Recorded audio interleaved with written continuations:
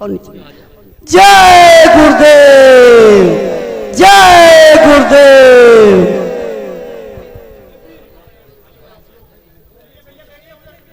चलो चलो चलो। स्थानीय संगत के पदाधिकारी आयोजक पूज्य महाराज जी का माल्यार्पण करके स्वागत अभिनंदन वंदन करते हुए जय गुरुदेव, जय गुरुदेव।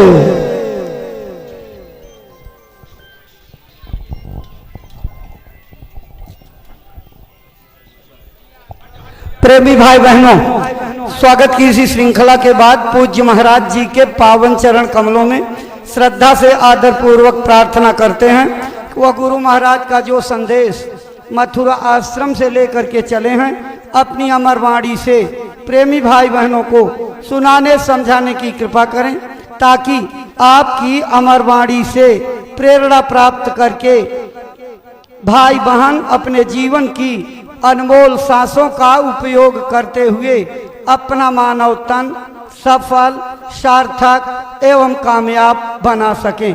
परम श्रद्धेय पूज्य महाराज जी।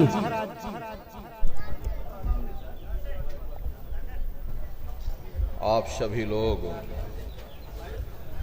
प्रेम के साथ में मालिक के पावन नाम का उच्चारण करेंगे। बोलो जय गुरुदेव, जय गुरुदेव, जय गुरुदेव, जय गुरुदेव, जय गुरुदेव, जय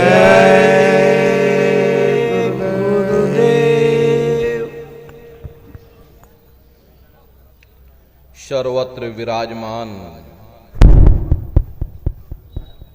शब्द स्वरूप परम पूज्य स्वामी जी महाराज के श्री चरणों में कोटि कोटि नमन प्रणाम करते हुए इस सत्संग समारोह में पधारे हुए सभी सत्संगी धर्म प्रेमी भाई बहनों को सादर जय गुरुदेव। प्रेमी भाई बहनों, हम आप परम सौभाग्यशाली हैं। कैसे कलिकाल में हम लोगों को ये मानव तन, ये मनुष्य शरीर प्राप्त हुआ है, उससे भी परम सौभाग्य की बात है कि इस मनुष्य रूपी मंदिर में बैठ करके हम लोगों को सत्संग सुनने का ये अवसर मिल रहा। सत्संग जल जो कोई पावे, मैल आई सब कट कट जावे, ये सत्संग है। ये कोई किस्से और कहानियां नहीं, नाच गाना ढोल और मजीरा नहीं, ये महात्माओं की अजर अमर वाणियां हैं। यदि आपने ध्यान से सुन लिया तो निश्चय ही आपको अपने मानव जीवन के उद्देश्यों के बारे में पता चलेगा कि आखिर ये मनुष्य शरीर हमको क्यों मिला है, क्या इसका उद्देश्य है, मरने के बाद हम लोग कहाँ जाएंगे, हमारे बाल बच्चे, हमारे रिश्ते नातेदार, हमारे कुटुंब परिवार वाले कहाँ जाएंगे, कैसे हमारी जीवात्मा का कल्याण होगा। इन सभी प्रश्नों की जानकारी आपको सत्संग के माध्यम से प्राप्त होगी। इसलिए प्रेमी भाई बहनों, जो भी वचन वाणी आपको सुनाई जाए, प्रेम और प्यार के साथ बैठ करके एक एक वचन को बड़े ध्यान के साथ सुनिएगा। महात्माओं के सत्संग में कभी किसी जात और बिरादरी, किसी कौम या मजहब या किसी भी व्यक्ति विशेष की कभी कोई निंदा, चुगली, आलोचना या किसी की यहां बुराई नहीं की जाती। सत्संग कैसे जानिए, जित एक नाम वखान। सत्संग वह जगह है जहां केवल शब्द या नाम का प्रचार किया जाता, उस मालिक से मिलने का प्रेम और प्यार पैदा किया जाता। हम आप परम सौभाग्यशाली हैं, ये अवसर हम लोगों को मिला हुआ है।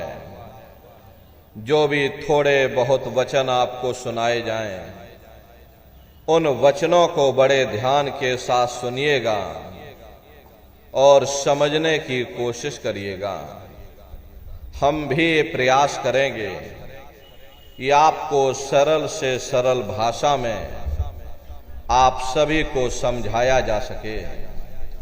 प्रेमी भाई बहनों, यह मनुष्य शरीर हम लोगों को बड़े सौभाग्य से प्राप्त हुआ है।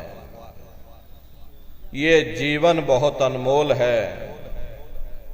उस परम पिता परमात्मा ने हमको यह जीवन केवल इसीलिए दिया है ताकि हम जीते जी उस प्रभु की भक्ति करके अपनी जीवात्मा का कल्याण करा सकें।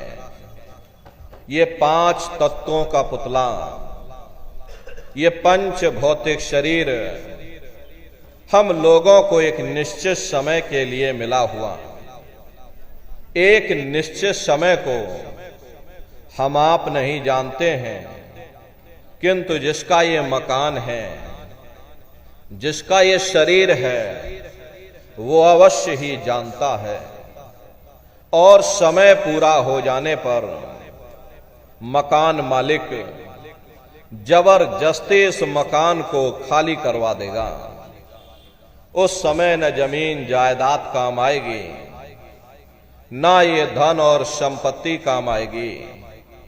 जीवात्मा को निकाल करके इस शरीर से बाहर कर दिया जाएगा। यह शरीर हमारा आपका यही जमीन पर धड़ाम से गिर पड़ेगा, क्योंकि जीवात्मा के निकल जाने के बाद में यह शरीर सिर्फ एक माटी का पुतला है, उससे ज्यादा कुछ भी नहीं। आप इस मिट्टी के पुतले को ले जाकर शमशान भूमि पर जला करके राख कर दोगे। हमारा आपका नाम, हमारी आपकी जात और बिरादरी उसी शमशान भूमि पर जल करके राख हो जाएगी। प्रेमी भाई बहनों, इस दुनिया में हित मित भाई बंधु, रिश्ते नातेदार, कुटुंब परिवार वाले, इनमें से कोई भी चीज तुम्हारी जीवात्मा को इस अधोगति से बचा नहीं सकती। हम कौन हैं, हम कहां से आए हैं, हमें जाना कहां है, ये मानव मात्र के लिए एक कठिन प्रश्न बना हुआ है। इस प्रश्न का हल तब तक नहीं होगा जब तक इस धराधाम पर कोई संत महात्मा फकीर ना मिल जाए। इसीलिए वह मालिक अति दया और कृपा करके संतों महात्माओं को धरती पर भेजते हैं, और संत महात्मा फकीर यहां पर आकर के हम जीवों को समझाने की कोशिश करते हैं कि भाई हम आए वही देश से जहां तुम्हारो धाम, तुम सबको घर पहुंचावना एक हमारो काम। हम उसी देश से आए हैं जिस देश के तुम रहने वाले हो, परंतु तुम अपने सच्चे देश को छोड़ करके इस झूठे काल और माया के देश में फंस गए। यह देश तुम्हारा देश नहीं, तुम्हारा देश सचखंड है। ये कौम तुम्हारी कौम नहीं, तुम्हारी कौम सतनाम है। और ये जीवात्मा उस सतनाम रूपी समुद्र की बूंद है। इस बूंद को समुद्र से मिलाओ, यानी जीवात्मा को उस परमात्मा से मिलाओ। वो परमात्मा है, वो आपको मिलेगा, जीते जी मिलेगा, इसी मनुष्य शरीर में मिलेगा। इसी मनुष्य शरीर के अंदर जा करके परमात्मा से मिलने का वह एकमात्र दरवाजा है। और उस दरवाजे का भेद केवल संतों महात्माओं को ही प्राप्त है। ये दुनिया के लोग, दुनिया की आवाम जनमानस दुनिया के ज्ञान को पढ़ करके अहंकार में डूबे रहते हैं कि हमसे बड़ा कोई ज्ञानी यहां नहीं है। लेकिन उनको ये नहीं मालूम, जहां ये दुनिया का ज्ञान समाप्त होता है, उसी के सिर की चोटी से ये आध्यात्मवाद, आत्मा और परमात्मा का ये गूढ़ ज्ञान, रहस्य विज्ञान प्रारंभ होता। उस विज्ञान को पाने के लिए सबसे पहले यह जरूरी है कि पहले आप लोग मानवतावादी बनो, मानव धर्म और मानव कर्म को अपनाओ। अरे मानव धर्म क्या है? इंसान इंसान के काम आवे, एक दूसरे की निस्वार्थ भाव से सेवा करे, सत्य, दया, अहिंसा, परोपकार आदि गुणों को अपने जीवन में उतार करके और किसी संत महात्मा की खोज करके उनके बताए हुए रास्तों पर चल करके उस मालिक की भक्ति करके अपनी जीवात्मा का कल्याण करा ले। यही इंसान का सबसे बड़ा मानव धर्म है।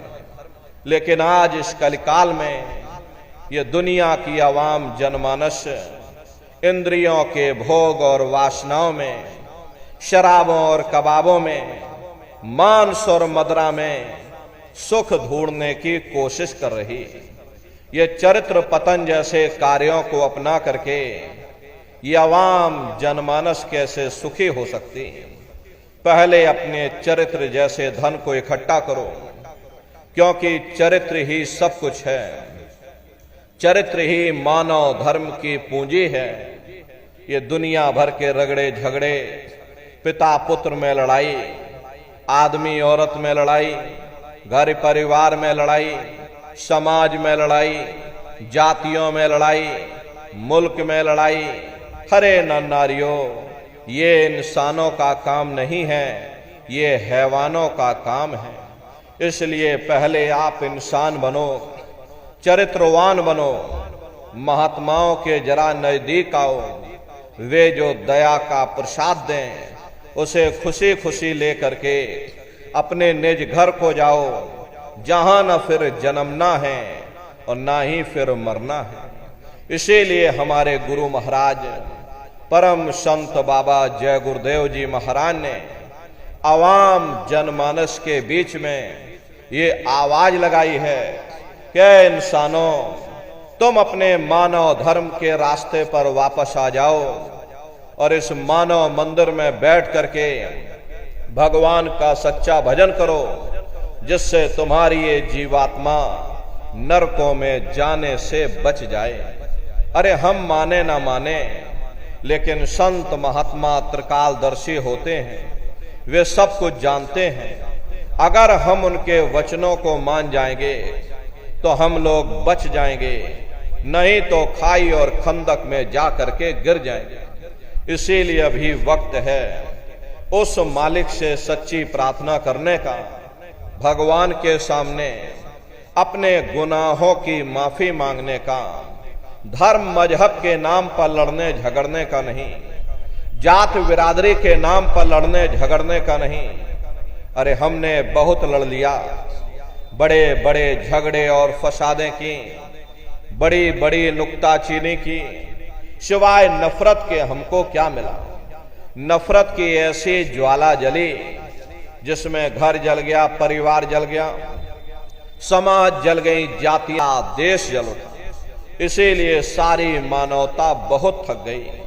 हर कोई ऐसी छांव चाहता है जहां उसे ठंडक मिले, शांति और सुकून मिले, और ये सब वहीं मिल सकते हैं जहां शांति के संदेश होते हैं, सुकून के संदेश होते हैं, मानव धर्म और मानव कर्म के संदेश होते हैं। और ये संदेश केवल संत महात्मा फकीर देते हैं जो समदर्शी होते हैं, जो समस्त जीवों के अंदर उस प्रभु के अंश को देखते हैं। ऐसे समदर्शी उन महात्माओं की खोज करो। ये मत देखना कि महात्मा किस जाति के हैं, महात्मा किस बिरादरी के हैं। अरे जातियां कर्म के अनुसार बनाई गई, जन्म के अनुसार नहीं। मनुष्य की एक ही जाति है, वो है मानव जाति। और इसी मानव जामे में बैठ करके हमें उस मालिक की भक्ति करनी है।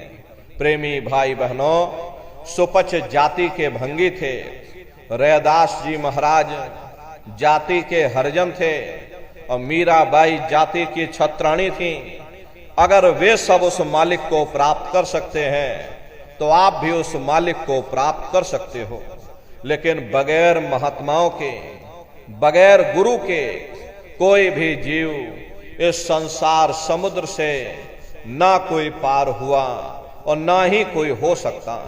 ये समुद्र ऐसा है जिसके न इस किनारे का पता न उस किनारे का पता, कोई नहीं जान सकता है ये दुनिया कब बनी, कितनी बार प्रलय और महाप्रलय हो गई। लेकिन इतना जरूर मालूम है, जिस दिन से दुनिया बनी है हम लोग यहीं पर भटका खा रहे। अगर इधर से हवा चली, नैया हमारी उधर चली गई, और कहीं उधर से हवा चल गई, हमारी नैया डगमगाते हुए इधर चली गई। न जाने कितने युग और कल्प बीत गए, लेकिन हमारी ये जीवन की नैया आज तक इस भवसागर से किनारे नहीं लगी। इसलिए नर नारियों, सौभाग्य से वक्त का इतना बड़ा वरदान आपको मिला, ये मानव तन आपको मिल गया। न जाने किस महात्मा की दया हो गई, न जाने कौन से जन्म जन्मांतरों के शुभ पुण्य कर्म उदय हो गए जो आपको ये मनुष्य शरीर मिल गया। अरे अब की बार ये मौका मिल गया है, मिली नरदेह यह तुमको, बनाओ काज कुछ अपना, पचो मत या इस जग में, जानियो रैन का सुपना। प्रेमी भाई बहनों, जैसे रात में हम लोग स्वप्न देखते हैं, हालांकि उस समय पर हमें स्वप्न सच मालूम पड़ता है, असली प्रतीत मालूम होता है। लेकिन जब हम लोग सुबह उठते हैं, जब हमारी आंखें खुलती हैं, तब हमें होश आता है कि नहीं भाई, हम तो स्वप्न देख रहे थे, ये सब भ्रम है। ठीक उसी प्रकार से ये दुनिया भी 10, 20, 100 साल का स्वप्न है। अब आप कहोगे हम जाग रहे, परंतु प्रेमी भाई बहनों, ऐसा हरगिज नहीं है। जिस दिन मौत का वक्त आएगा, अरे हम लोग रोएंगे, हाय हाय करके चिल्लाएंगे कि हाय, हमने सारी जिंदगी यूं ही स्वप्न में गुजार दी, जागने का समय तो अभी आया था, जो कुछ करना था अभी करना था।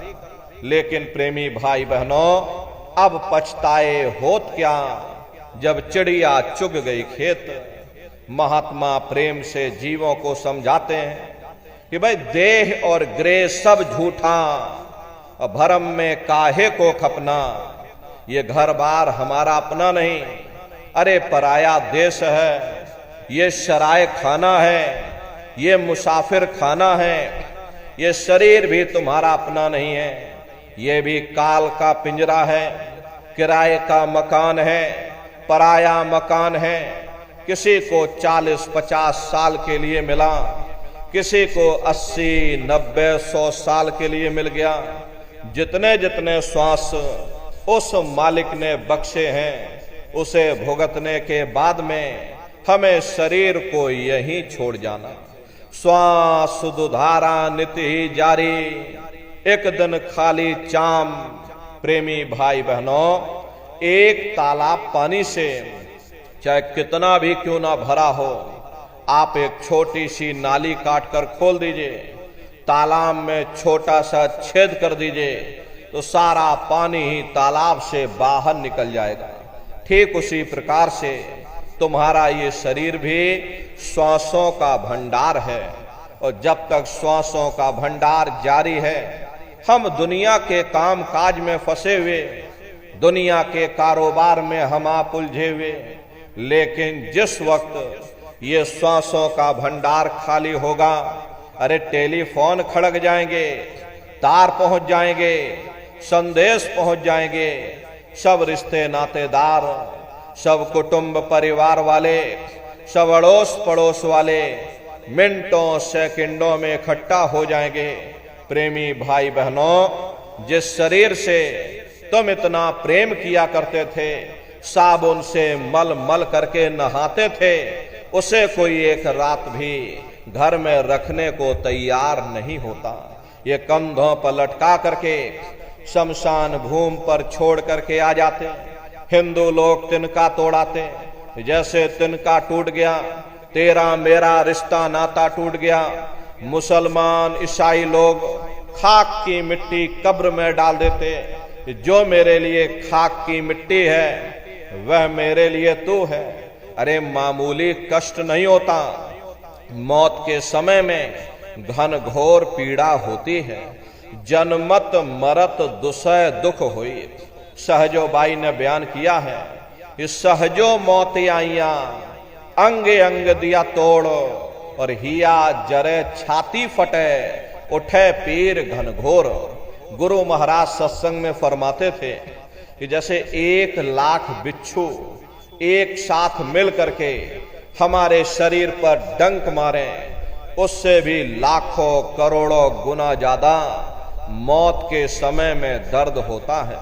प्रेमी भाई बहनों, जब मृत्यु आती है तो किस तरह से प्राण निकलते हैं, प्राणों के निकलने की क्या प्रक्रिया होती है, पहले उसे आप अच्छी तरह से समझ लीजिए। सिमटत भास श्वास उठ जावे, और प्राण पति जम सिमट समावे। उस समय हमारी ये श्वासें रुक जाती, शरीर की चेतना नीचे से सिमटने लगती है, तो सबसे पहले गुदा चक्र टूटता है, क्योंकि गुदा चक्र में पृथ्वी का वास होता है। गुदा चक्र टूट करके ऊपर इंद्रिय चक्र में समा जाता। इंद्रिय चक्र में जल का वास होता, यानी जल ने पृथ्वी को घोल दिया। फिर जब इंद्रिय चक्र टूटेगा तो ऊपर नाभि चक्र में समा जाएगा। ये नाभि चक्र में अग्नि का वास होता, यानी अग्नि ने फिर जल को सुखा दिया। ये नीचे से सिमटाव होता है, नीचे से ऊपर की ओर सिमटाव होता, पैरों के तलवे से लेकर के ये सिर की चोटी तक सिमटाव होता है। फिर जब ये नाभि चक्र टूटेगा तो ऊपर हृदय चक्र में समा जाएगा। हृदय चक्र में वायु का वास होता, यानी वायु ने अग्नि को अपने में समाहित कर लिया, और इस तरह से वायु ऊपर आकाश मुड़ गई। ये आंखों की पुतलियां ऊपर पलट जाती हैं, मुंह खुला का खुला रह जाता। अरे महात्मा कहते हैं, जब यह कर्म कलाय उपजावे, बुद्धि सुरत की आन दबावे। जब यह जीवात्मा पांचों तत्वों को लांग करके, जल पृथ्वी अग्नि वायु आकाश, पांचों तत्वों को लांग करके ऊपर आते हैं, तो काल दाढ़ में आन दबानी। और जब ढर के नैनन से पानी, जब काल अपनी दाढ़ में दबाता है, उस समय नेत्रों से पानी निकलता, इंद्रियां टूट टूट करके चकनाचूर हो जाती। सब नात रिश्तेदार खड़े रह जाएंगे, लगे टकटकी दिखे न भाई, वाही समय को करे सहाई।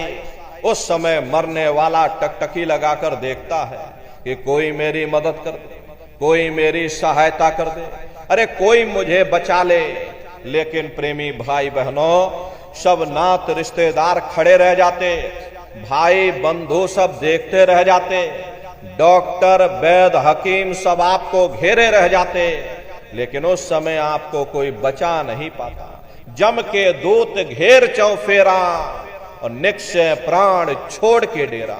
यमदूत आते हैं, प्राणों की डोरी को तोड़ देते हैं और जीवात्मा को खींच करके इस शरीर से बाहर कर दिया जाता है। और जैसे ही जीवात्मा शरीर से अलग हुई, ये शरीर हमारा मिट्टी हो जाता। अरे इस मिट्टी को ले जा करके तुम शमशान भूमि पर जला करके राख कर देते। हाड़ जले जैसे लाकड़ी और केस जले जैसे घास, और ये कंचन जैसी काया ढह गई और कोई ना आवे पास। ये कहानी हमारी आपकी यहीं समाप्त हो गई। ये जात बिरादरी के रगड़े झगड़े, ये नाम, ये रुतबा, ये शानो शौकत, ये पद और प्रतिष्ठा, ये प्रधानी और ये कलेक्टरी, ये सब तुम्हारी यहीं समाप्त हो गई। लेकिन उधर देखो क्या होता, तुम्हारी जीवात्मा को ले जा करके ऊपर धर्मराज की कचहरी में पेश कर दिया जाएगा। वहां पलक झपकते ही तुम्हारे अच्छे और बुरे कर्मों का हिसाब किताब हो जाएगा और धर्मराज तुमको सजा सुना देंगे। ले जाओ इनको फलाने नरक में डाल दो, क्योंकि मैंने इनको मौका दिया था। जब ये माँ के घर में उल्टे लटके हुए थे, सिर इनका जब नीचे था, पैर जब इनके ऊपर थे, माँ के घर में जब ये उल्टे लटके हुए थे, जठराग्नि में जब ये तप रहे थे, उस समय इन्होंने मुझसे प्रार्थना की थी कि हे मालिक, अब प्रभु कृपा करो वे भांति और सब तज भजन करह दिन राति। कि हे परमात्मा, इस बार हमको मौका दे दो, हमको मनुष्य शरीर दे दो, हम भजन करेंगे, भक्ति करेंगे, हम अपनी जीवात्मा का कल्याण करेंगे। मुझे एक बार मौका दे दो, हम अपनी जीवात्मा का कल्याण करेंगे। तो मैंने इनकी प्रार्थना को स्वीकार कर लिया और इनको मैंने सुंदर सा ये मनुष्य शरीर दे दिया और कह करके मैंने भेजा था कि भाई ये मनुष्य शरीर ये किराए का मकान है, ये तुम्हारा अपना नहीं है। अगर ये तुम्हारा अपना होता तो हमेशा तुम्हारे पास रहता। ये तुम्हारा अपना नहीं, ये मैंने तुमको कुछ समय के लिए किराए का ये मकान दिया है। हाँ, तुम अपनी जीवात्मा को मेरे किराए के मकान में बैठा करके मालिक की भक्ति करके समय रहते अपनी जीवात्मा को जगा लेना, अपनी जीवात्मा का कल्याण करा लेना। अरे मैंने कुछ समय के लिए तुम सबको ये किराए का मकान दिया है और जब समय पूरा होगा तो मैं अपने सिपाहियों को भेजूंगा और उस समय पर तुम मेरे किराए के मकान को खाली कर देना। लेकिन इतना ध्यान रखना कि जैसा साफ सुथरा मैंने तुमको ये किराए का मकान दिया है, वैसा ही साफ सुथरा तुम मुझको वापस लौटाना। लेकिन इस किराए के मकान में बैठ करके इन्होंने बुरे खोटे पाप कर्म कर डाले। मेरे किराए के मकान को इन्होंने अपने कर्मों से गंदा कर दिया, इसलिए कर्मों की सजा इनको मिलेगी। ले जाओ इनको फलाने नरक में डाल दो। अरे महात्मा कभी झूठ नहीं बोलते। महात्माओं ने जब साधना किया, साधना करके जब ऊपर गए और ऊपर जा करके जब उन्होंने अपनी दिव्य दृष्टि से उन नरकों का हाल देखा, तो हमारी आपकी जानकारी के लिए उन्होंने धर्म ग्रंथों में लिख दिया कि लोह के खम्भ तपत के माही, और जहां जीव को ले चिपटाई वहां बड़े बड़े लोहे के खंबे अग्नि से धधक धधक कर लाल हो रहे। ऐसे खोटे जीवों को उन्हीं खम्भों पर लिटा दिया जाता। जीव हाय हाय करके चिल्लाता है, तड़फ तड़फ जीव जुलम बुखारी और तपत खम्भ दुख उपजे भारी। असहनी वेदना होती है, असहनी दुख और दर्द होता है। जीव वहां रोता और चिल्लाता रहता। लाखों लाख जोजन मील तक तुम्हारे रोने चीखने चिल्लाने की आवाज उन नरकों से होकर के गूंजती है, लेकिन प्रेमी भाई बहनों, वहां कोई तुम्हारी पुकार सुनने वाला नहीं, कोई तुम्हारी दर्द भरी आवाज को सुनने वाला नहीं। ये दुर्दशा क्यों हो गई? क्योंकि हम लोग मनमुखी हो गए, मन के कहे पर चलने लग गए, मन के कहे पर चल करके बुरे खोटे पाप कर्म करने लग गए। कर्मों का ये जखीरा अंबार के अंबार हमने अपने सिर पर लाद लिए, आज उन्हीं कर्मों का हम आप भोग पा रहे। अरे महात्मा कहते हैं नर के अनेक और हैं, कहां लगे कहूं बखान, दुख भुगते यह जीव जो जाने जो भोग समान। कहते भाई एक नरक नहीं, ऐसे वहां पर अनेकों अनेक नरक बने हुए। गरुड़ पुराण में 36 प्रकार के नरकों का वर्णन किया गया। कुंभी नरक निदान यह है, पड़े जीव जग जाए, सिर समेत डूबा रहे, और सदा नरक के माही। कुंभी कहते हैं घड़े के आकार का बड़ा विशाल नरक बना हुआ, दुनिया भर का मवाद उसमें भरा, बड़ी भारी बदबू उसमें से आती, जीवों को ले जाकर उसी में डाल दिया जाता। कुंभी नरक कल्प लो वासा, और मुख में नरक नाक में श्वासा। कल्प लो वासा यानी 1000 चौकड़ी युग का एक कल्प होता है, और कल्प लो वासा यानी युगों युगों तक ये जीव नरकों की सजा को भोगता रहता है। और नरकों की सजा भोगने के बाद में इन्हीं जीवों को सीधे मनुष्य शरीर दोबारा नहीं दिया जाता, बल्कि ले जाकर के 4 खान 84 लाख योनियों में डाल दिया जाता है। जैसे बच्चा होता है, बच्चा पहले कक्षा 1 पास करेगा, फिर कक्षा 2 में जाएगा।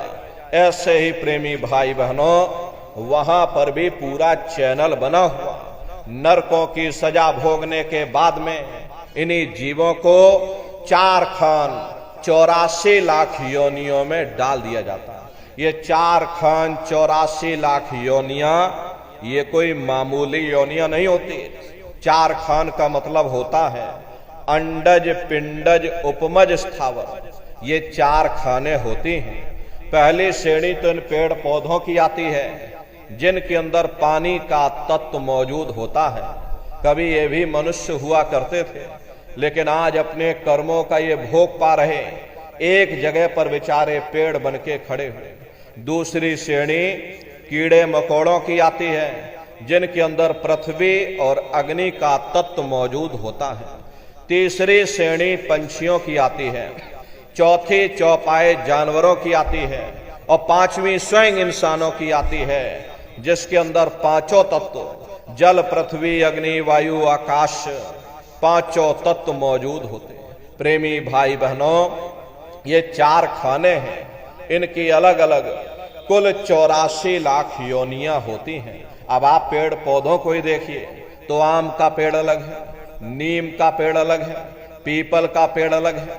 ऐसे ही अलग अलग प्रजातियों के कीड़े मकोड़े, अलग अलग प्रजातियों के पशु और पंछी, कुल मिलाकर के 84 लाख योनियां हैं।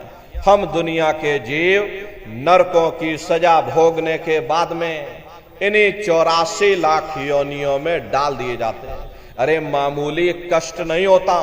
हमको आपको देखो गर्मी लग गई तो हम लोग छाया में आ गए, सर्दी लग गई कंबल रजाई ओढ़ लिया, भूख लग गई भोजन कर लिया, बीमार हो गए अस्पतालों में चले गए, अपना अपना इलाज करवा लिया।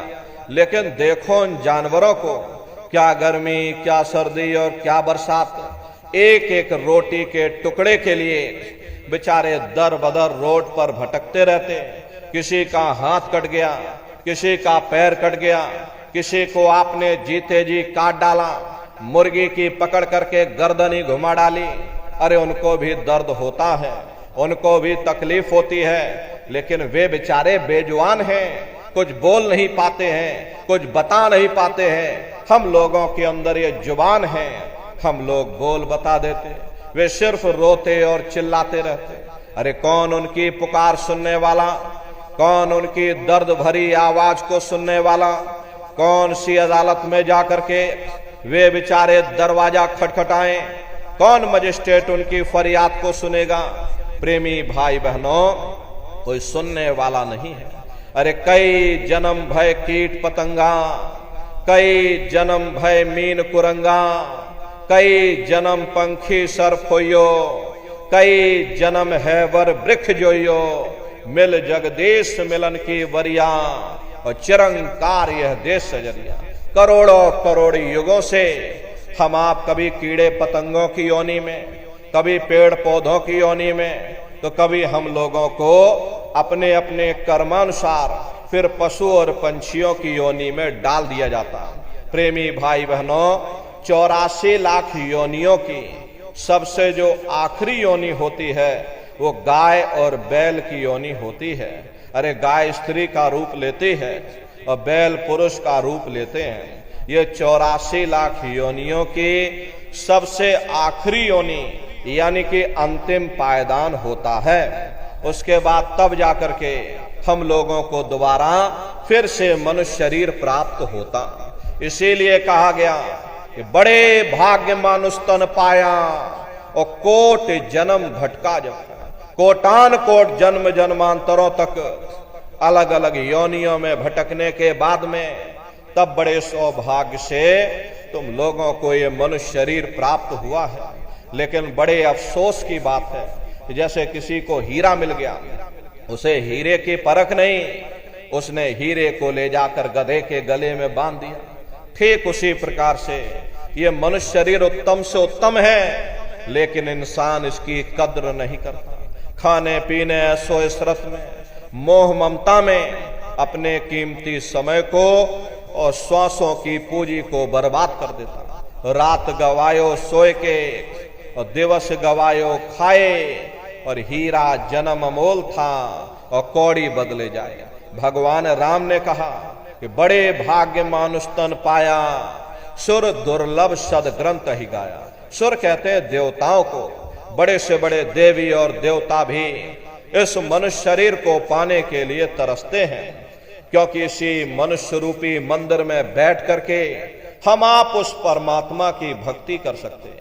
इसीलिए संतों महात्माओं ने इस पंच भौतिक शरीर को सच्चा हरि मंदिर कहकर याद किया कि हरि मंदिर यह शरीर है और ज्ञान रतन प्रकट हुए, ये असली हरि मंदिर है। जब भी वो परमात्मा मिलेगा इसी हरि मंदिर के अंदर मिलेगा। इसी पंच भौतिक शरीर को ईसा मसीह साहब ने टेम्पल ऑफ लिविंग गॉड यानी जिंदा ईश्वर का मंदिर कहा। इसी पंच भौतिक शरीर को गुरु नानक साहब ने नर नारायणी देह कहकर याद किया। ये वो देह है जिसमें नारायण स्वयं विराजमान है। अरे वो नारायण जब भी मिलेंगे तुम्हें तुम्हारे अंदर मिलेंगे। यही कबीर साहब ने लिखा है कि जौ तिल माही तेल है और जौ चकमक में आग, और तेरा साईं तुझ में और जाग सके तो जाग। जैसे तिल में तेल होता है, पत्थर में अग्नि होती है, ठीक उसी तरह से वो मालिक हर एक के घट घट में, हर एक के वजूद के अंदर बैठा हुआ। यही महात्माओं ने कहा कि कस्तूरी कुंडल बसे मृग धूड़े बन माही, ऐसे घट घट राम हैं और दुनिया देखे नाही। जैसे हिरन कस्तूरी की खुशबू को बाहर जंगलों में ढूंढता फिरता, हालांकि वो खुशबू उसके नाभि से हो करके आती है। वही हाल हम जीवों का है। हम दुनिया के जीव भी उस परमात्मा की खोज बाहर इस जड़ संसार में कर रहे हैं, लेकिन महात्मा समझाते हैं कि भाई मोको कहां ढूंढे रे बंदे, अरे मैं तो तेरे पास में, ना तीरथ में ना मूरत में, और मैं तो हूं विश्वास में। ना मैं तीरथ में मिलूंगा, ना मैं मूरत में मिलूंगा, ना मैं अन्य किसी कर्म कांड में मिलूंगा, ना मैं ग्रंथों में मिलूंगा, ना मैं पोथियों में मिलूंगा, ना ही मैं इन किताबों में मिलूंगा। चाहे सारी उम्र बैठ करके तुम किताबें पढ़ते रहो, रात दिन ढोलक मजीरा बजा बजा करके उन चौपाइयों को तुम रटते रहो, अरे मैं जब भी मिलूंगा तो मैं तुम्हारे अंदर मिलूंगा। प्रेमी भाई बहनों, बड़ी सीधी सी बात है कि अगर खाना बनाने की किताब सारी उम्र बैठ करके तुम पढ़ते ही रहोगे कि भाई खाना ऐसे बनता है और खाना वैसे बनता है और खाने में नमक डाला जाता है और खाने में तेल डाला जाता है और फिर खाने में हल्दी डाली जाती है, फिर उसमें जीरा डाला जाता है, तो कभी तुम्हारा पेट नहीं भर सकता जब तक आप खाना बनाओगे नहीं, उसे स्वयं खाओगे नहीं, कभी तुम्हारा पेट नहीं भर सकता। हम वेदों की निंदा नहीं करते, हम ग्रंथों की निंदा नहीं करते, हम गीता, कुरान और बाइबल की निंदा नहीं करते। वेद, शास्त्र, गीता, कुरान, बाइबल, जितने भी हमारे धर्म ग्रंथ हैं, चिल्ला चिल्ला करके सब यही कह रहे कि भाई मनुष्य के अंदर अंड खंड ब्रह्मांड है, स्वयं वो परमात्मा तुम्हारे अंदर बैठा है। चलो अंदर चलो, अंदर चल करके उस परमात्मा का दर्शन दीदार करो। अब सवाल ये उठता है, भाई आखिर हम अपने अंदर जा करके उस परमात्मा का दर्शन कैसे करेंगे?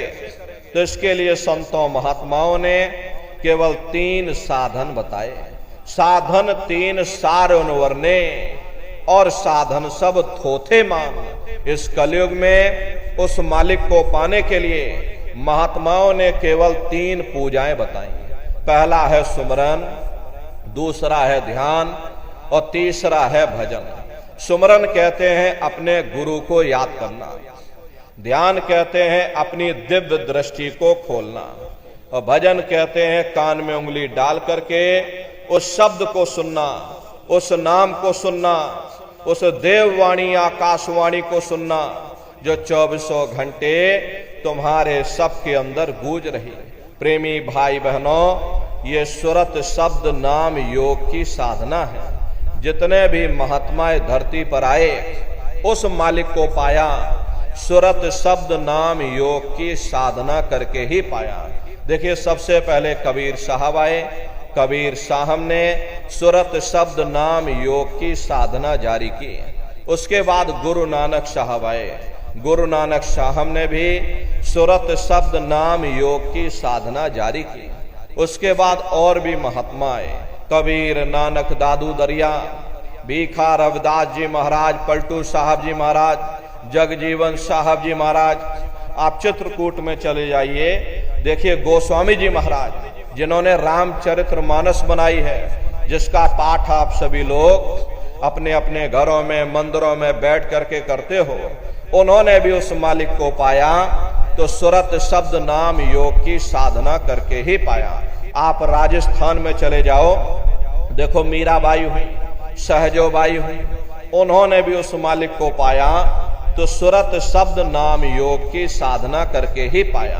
प्रेमी भाई बहनों, ये सुरत शब्द नाम योग की साधना है। इस साधना की 3 क्रियाएं हैं। पहला है सुमरन, दूसरा है ध्यान और तीसरा है भजन। सुमरन कहते हैं अपने गुरु को याद करना, ध्यान कहते हैं अपनी दिव्य दृष्टि को खोलना, और भजन कहते हैं कान में उंगली डाल करके उस शब्द को सुनना, उस नाम को सुनना, उस देववाणी आकाशवाणी को सुनना जो 24 घंटे तुम्हारे सबके अंदर गूंज रही है। तो कैसे आप लोग सुमरन करोगे, कैसे आप लोग ध्यान करोगे और कैसे आप लोग भजन करोगे? बहुत से नए प्रेमी भाई बहन यहाँ बैठे हुए हैं, तो कैसे सुमरन, ध्यान और भजन हमको करना है, आप लोग अच्छी तरह से बैठ करके समझिएगा और फिर घर पर जा करके साधना करिएगा। तो सबसे पहले सुमरन कैसे किया जाएगा?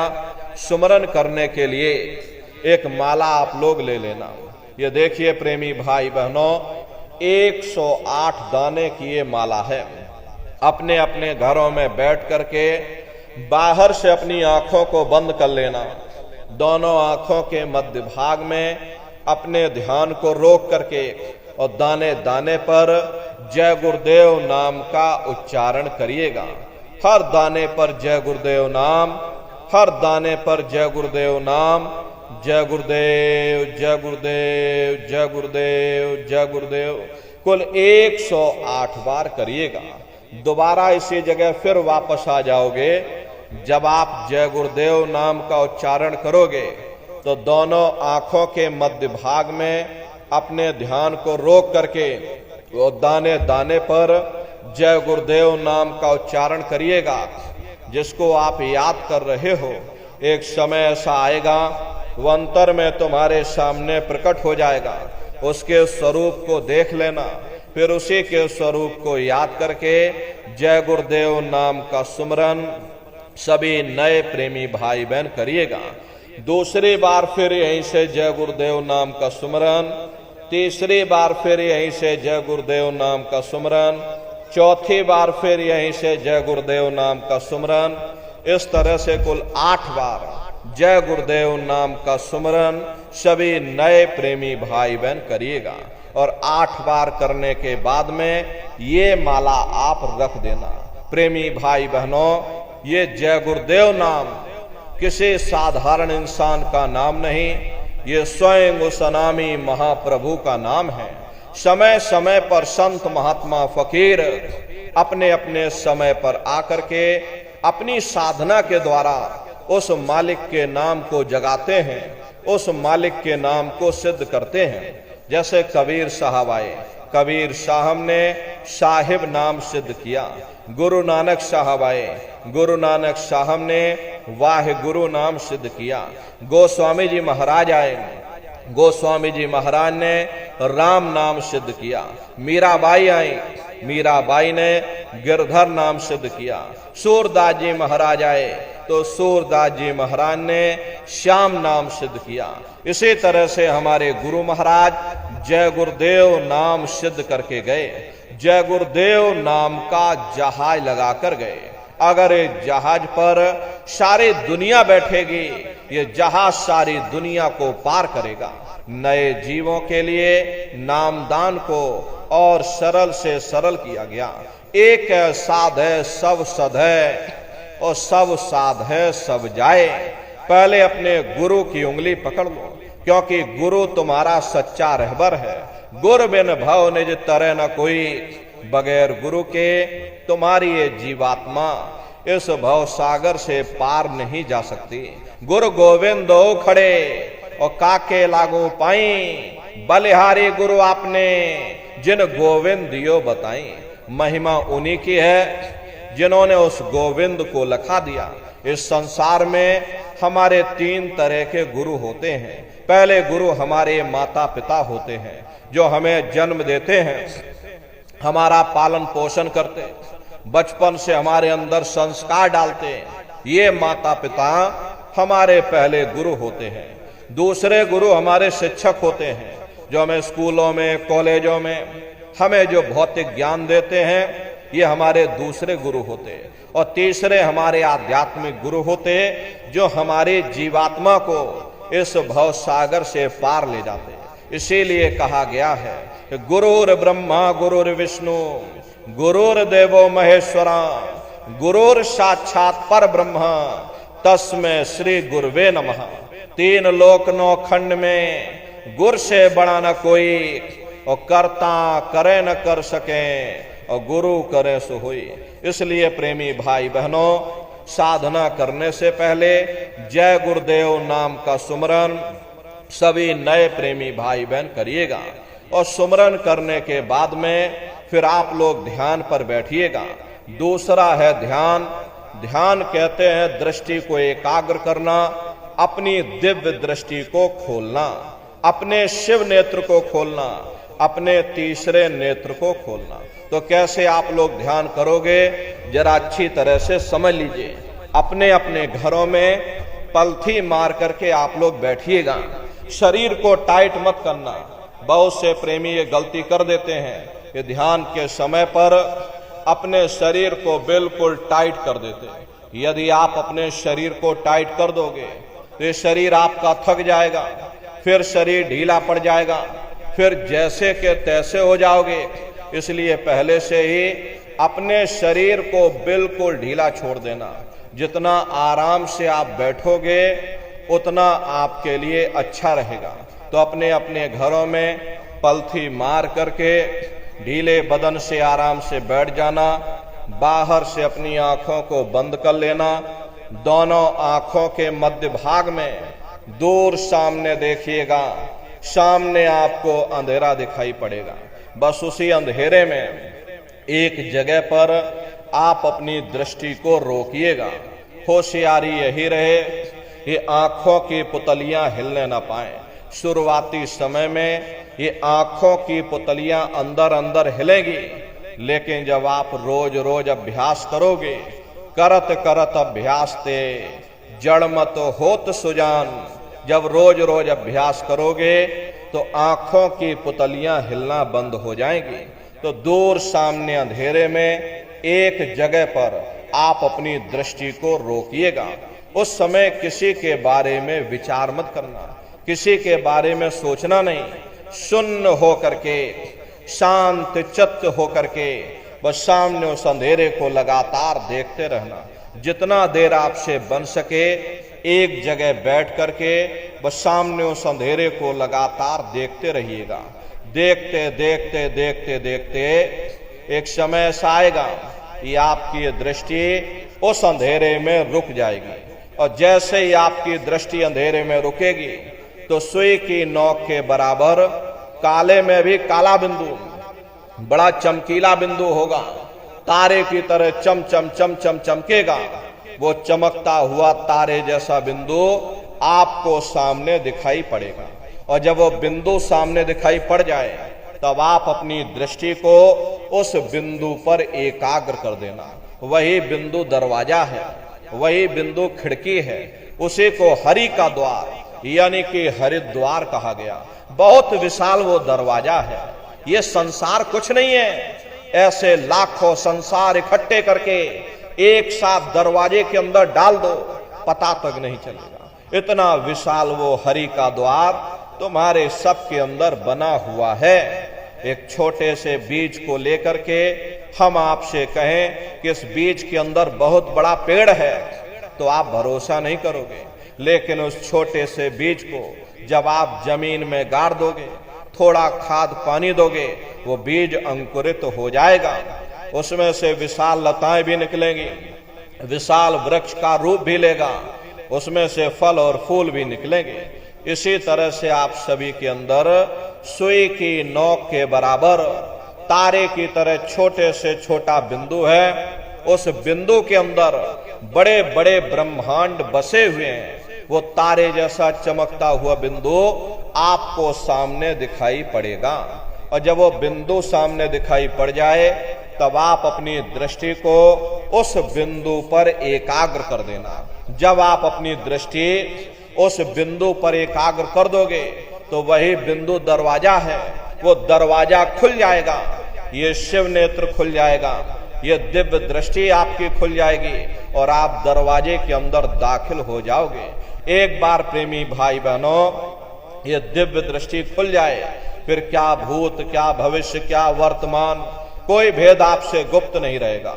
लाखों वर्ष पहले क्या हुआ था, भविष्य में क्या होने वाला है, आप अपने अपने घरों में बैठ करके और ध्यान लगा करके भूत, भविष्य और वर्तमान को देख सकते हो।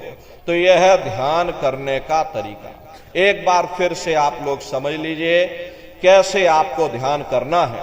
अपने अपने घरों में पलथी मार करके बैठ जाना, बाहर से अपनी आंखों को बंद कर लेना। दोनों आंखों के बीचों बीच में देखिए, दोनों आंखों के मध्य भाग में यहीं से रास्ता जाता है। तो धीरे से आंख को बंद कर लेना और दोनों आंखों के मध्य भाग में दूर सामने देखिएगा, सामने आपको अंधेरा दिखाई पड़ेगा। जब आप अपने बाहर की आंख को बंद कर लोगे और अंतर में सामने देखोगे तो सामने आपको अंधेरा दिखाई देगा। बस उसी अंधेरे में एक जगह पर आप अपनी दृष्टि को रोकिएगा, या एक टक हो करके अंधेरे को लगातार देखते रहो। दृष्टि अपने आप अंधेरे में रुक जाएगी। उस समय किसी के बारे में सोचना नहीं, किसी के बारे में विचार मत करिएगा। शरीर को बिल्कुल हिलाना डुलाना नहीं। शून्य हो करके, शांत चित्त हो करके सामने उस अंधेरे को लगातार देखते रहो। जितना देर आपसे बन सके रोज रोज अंधेरे में अपनी दृष्टि को रोकने की कोशिश करो। एक समय ऐसा आएगा जब रोज रोज अभ्यास करोगे तो आपकी ये दृष्टि उस अंधेरे में रुक जाएगी। और जैसे ही आपकी दृष्टि अंधेरे में रुकेगी तो सुई की नोक के बराबर तारे की तरह चमकता हुआ बिंदु आपको सामने दिखाई पड़ जाएगा। और जब वो बिंदु सामने दिखाई पड़ जाए तब आप अपनी दृष्टि को उस बिंदु पर एकाग्र कर देना। और जब आप अपनी दृष्टि उस बिंदु पर एकाग्र कर दोगे तो वो बिंदु फट जाएगा, वो दरवाजा खुल जाएगा, ये शिव नेत्र खुल जाएगा, ये दिव्य दृष्टि आपकी खुल जाएगी और आप दरवाजे के अंदर दाखिल हो जाओगे। तो प्रेमी भाई बहनों, ये है ध्यान करने का तरीका। और तीसरा है भजन। गाने बजाने का नाम भजन नहीं है। ये नाच गाना, ढोल मजीरा, हारमोनियम, तबला, प्रेमी भाई बहनों, इसका नाम भजन नहीं है। भजन कहते हो शब्द को सुनना, उस नाम को सुनना, उस देववाणी आकाशवाणी को सुनना जो 24 घंटे तुम्हारे सब के अंदर गूंज रही है। तो कैसे भजन करोगे, जरा अच्छी तरह से समझ लो। ये दोनों उंगली कानों में डाल करके ये कानों को बंद कर लेना। कान इसीलिए बंद किए जाते हैं ताकि बाहर की कोई आवाज हमको सुनाई ना पड़े। अपनी सुविधा से बैठिएगा, कुर्सी पर चाहे कुर्सी पर बैठ जाओ, सोफे पर चाहे सोफे पर बैठ जाना, या कोई तकिया इस तरह से रख लेना, दोनों कोहनियां रख करके दोनों उंगली कानों में डाल करके ये कानों को बंद कर लेना। बहुत सी हमारी माताएं बहनें हैं, बूढ़े बुजुर्ग हैं, आपके घुटनों में दर्द होता होगा या रीढ़ की हड्डी में दर्द होता होगा और आप बैठ करके भजन नहीं कर पाते हो, तो आप लेट करके भजन करिएगा। ऐसे सीधे लेट जाना और लेटे लेटे आंख और कान को बंद कर लेना। मतलब तो आंख और कान को बंद करना है, चाहे आप लेट करके करो या चाहे आप बैठ करके करो। यही कहा गया कि आंख कान मुख बंद कराओ, अनहद झिंगा शब्द सुनाओ। यानी पहले अपनी आंख को बंद करो, अपने मुख को बंद करो, ये दोनों उंगली कानों में डाल करके ये कानों को बंद कर लो और ऊंचे से ऊंचा ध्यान दे करके उस आवाज को सुनने की कोशिश करो। प्रेमी भाई बहनों, जब आप अपने कानों को बंद करके और अंतर में ध्यान दे करके गौर से सुनोगे तो आपको ऐसा अनुभव होगा कि कहीं सीटी जैसी आवाज हमारे कानों में बज रही है। टी, इस तरह से सीटी जैसी आवाज शुरू में आप सभी को सुनाई पड़ेगी। करना कुछ नहीं है, लेटे हो चाहे बैठे हो, बस आप उस आवाज को सुनते रहना और सुनते सुनते उसी में लीन हो जाओ। जब लगातार आप उसको सुनते रहोगे तो एक समय ऐसा आएगा, दोबारा आपको फिर से अनुभव होगा कि कहीं बड़ी दूर से एक महीन आवाज, घंटे और शंख की आवाज हमारे कानों में बज रही। जैसे मंदिरों में घंटियां बजती हैं, टन टन टन टन। तो बाहर तो आपने नकल किया। महात्माओं ने कहा था ये शरीर तुम्हारा सच्चा हरि मंदिर है। इसी हरि मंदिर के अंदर 24 घंटे वो घंटे और शंख की आवाज गूंज रही है। उसी घंटे शंख की आवाज को महात्माओं ने शब्द कहा। अरे आपकी धर्म पुस्तकों में लिखा है कि पोथी पढ़ पढ़ जग मुआ, पंडित भया न कोई, 2.5 अक्षर प्रेम का, पढ़े सो पंडित हुई। दुनिया वाले कहते हैं कि 2.5 अक्षर का मतलब प्रेम है। अरे प्रेम नहीं है, प्रेम में तो मात्रा लगी हुई है। यहां पर जिस 2.5 अक्षर का वर्णन उन महात्माओं ने किया है वो है शब्द, शा आदा बा और दा। उसे शब्द को महात्माओं ने नाम कहा। कल युग जोग न यज्ञ न ज्ञाना, एक आधार नाम गुण गाना। कलयुग में न योग है, न यज्ञ है, न ये ज्ञान है, तो कलयुग में क्या है? कलयुग केवल नाम आधारा, सुमेर सुमेर नर उतर ही पारा। कलयुग में केवल नाम का आधार है। तो उसी घंटे शंख की आवाज को महात्माओं ने शब्द या नाम कहा। उसी घंटे शंख की आवाज को ईसा मसीह साहब ने वर्ड या लागस कहकर याद किया। उसी घंटे शंख की आवाज को गुरु नानक साहब ने अनहद वाणी कहकर याद किया। चीन में जो महात्मा हुए उन्होंने इसको ताओ कहकर याद किया। मुसलमान फकीरों ने इसे कलमा कहकर याद किया, हिंदू महात्माओं ने इसे देववाणी आकाशवाणी कहकर याद किया। उन अलग अलग महात्माओं ने अपनी अपनी भाषा में हम लोगों को समझाने की कोशिश की है कि भाई वो घंटे शंख की आवाज तुम्हारे सबके अंदर गूंज रही है, वो आपको सुनाई पड़ेगी, लेकिन उस शुरुआती समय में आपको ऐसा मालूम पड़ेगा कि कहीं बड़ी दूर पर घंटियां बज रही, टन टन टन टन, लेकिन सुनाई हरेक को पड़ेगी। प्रेमी भाई बहनों, जब घंटे और शंख की आवाज आपको अपने अंदर सुनाई पड़ने लग जाए, तब आप सीटी की आवाज को छोड़ देना और घंटे शंख की आवाज को पकड़ लेना, उसको आप सुनने लग जाना। जब आप उसको सुनने लग जाओगे तो वो आवाज धीरे धीरे बढ़ना शुरू होगी और बढ़ते बढ़ते इस कदर बढ़ेगी कि आपके रोम रोम में घंटे और शंख की आवाज गूंजने लग जाएगी। बड़ी घनघोर आवाज होती है, बड़ी मधुर वो आवाज होती है कि दुनिया भर के गाने जो आप लोग सुनते हो, उस संगीत के सामने ये दुनिया के संगीत कुछ नहीं है। जब आप उस संगीत को सुनोगे, इतना भारी आनंद आपके ऊपर छा जाएगा, इतनी खुशी आपको होगी, ऐसा नशा आपके ऊपर चढ़ जाएगा कि आप सारी दुनिया को भूल जाओगे। अरे शंकर भगवान को वही नशा चढ़ा था। शंकर भगवान कोई गांजा भांग नहीं पीते थे। ये तो हमने आपने शंकर भगवान को भी बदनाम कर दिया कि शंकर भगवान गांजा भांग पीते थे, तो चलो हम भी गांजा भांग फूकेंगे, और सब के सब गजेड़ी हो गए। प्रेमी भाई बहनों, शंकर भगवान ने कभी गांजा भांग नहीं पिया।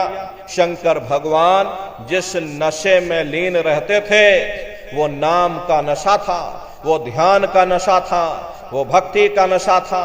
जब आप उस आवाज को सुनोगे तो आपको भी वो नशा चढ़ जाएगा, क्योंकि उस आवाज में चुंबक है। जब आप उस आवाज को सुनोगे तो वो आवाज आपको अपनी ओर खींचेगी, और जब खिंचाव होगा तो जीवात्मा का फैला हुआ प्रकाश 9 दरवाजों से सिमटने लगेगा। अब ये 9 दरवाजे कौन कौन से हैं?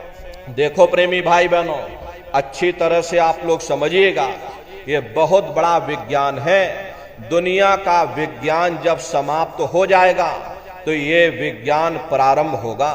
यही सच्चा और सनातन विज्ञान है, जिसे ऋषियों मुनियों ने समझाया, जिसको ये संसार भूल गया और बाहरी पाखंड में और कर्म कांडों में उलझ गया। तो आज सच्चे सनातन विज्ञान को समझने की जरूरत है। तो ये 9 दरवाजे कौन कौन से हैं? 2 आंख, 2 कान, 2 नाक के सुराख, 1 मुंह, 2 मलमूत्र का रास्ता, ये शरीर के 9 दरवाजे हैं। सबसे पहला दरवाजा गुदा चक्र आता है। गुदा चक्र में गणेश जी वास करते हैं। गणेश जी वहां के मालिक हैं। ये 4 दल का कवल है। यहाँ पर पृथ्वी तत्व पाया जाता है। उसके ऊपर इंद्रिय चक्र आता है। इंद्रिय चक्र में ब्रह्मा जी वास करते हैं। ब्रह्मा जी वहां के मालिक हैं। ये 6 दल का कवल है। यहाँ पर जल तत्व पाया जाता है। उसके ऊपर ये नाभि चक्र आता है।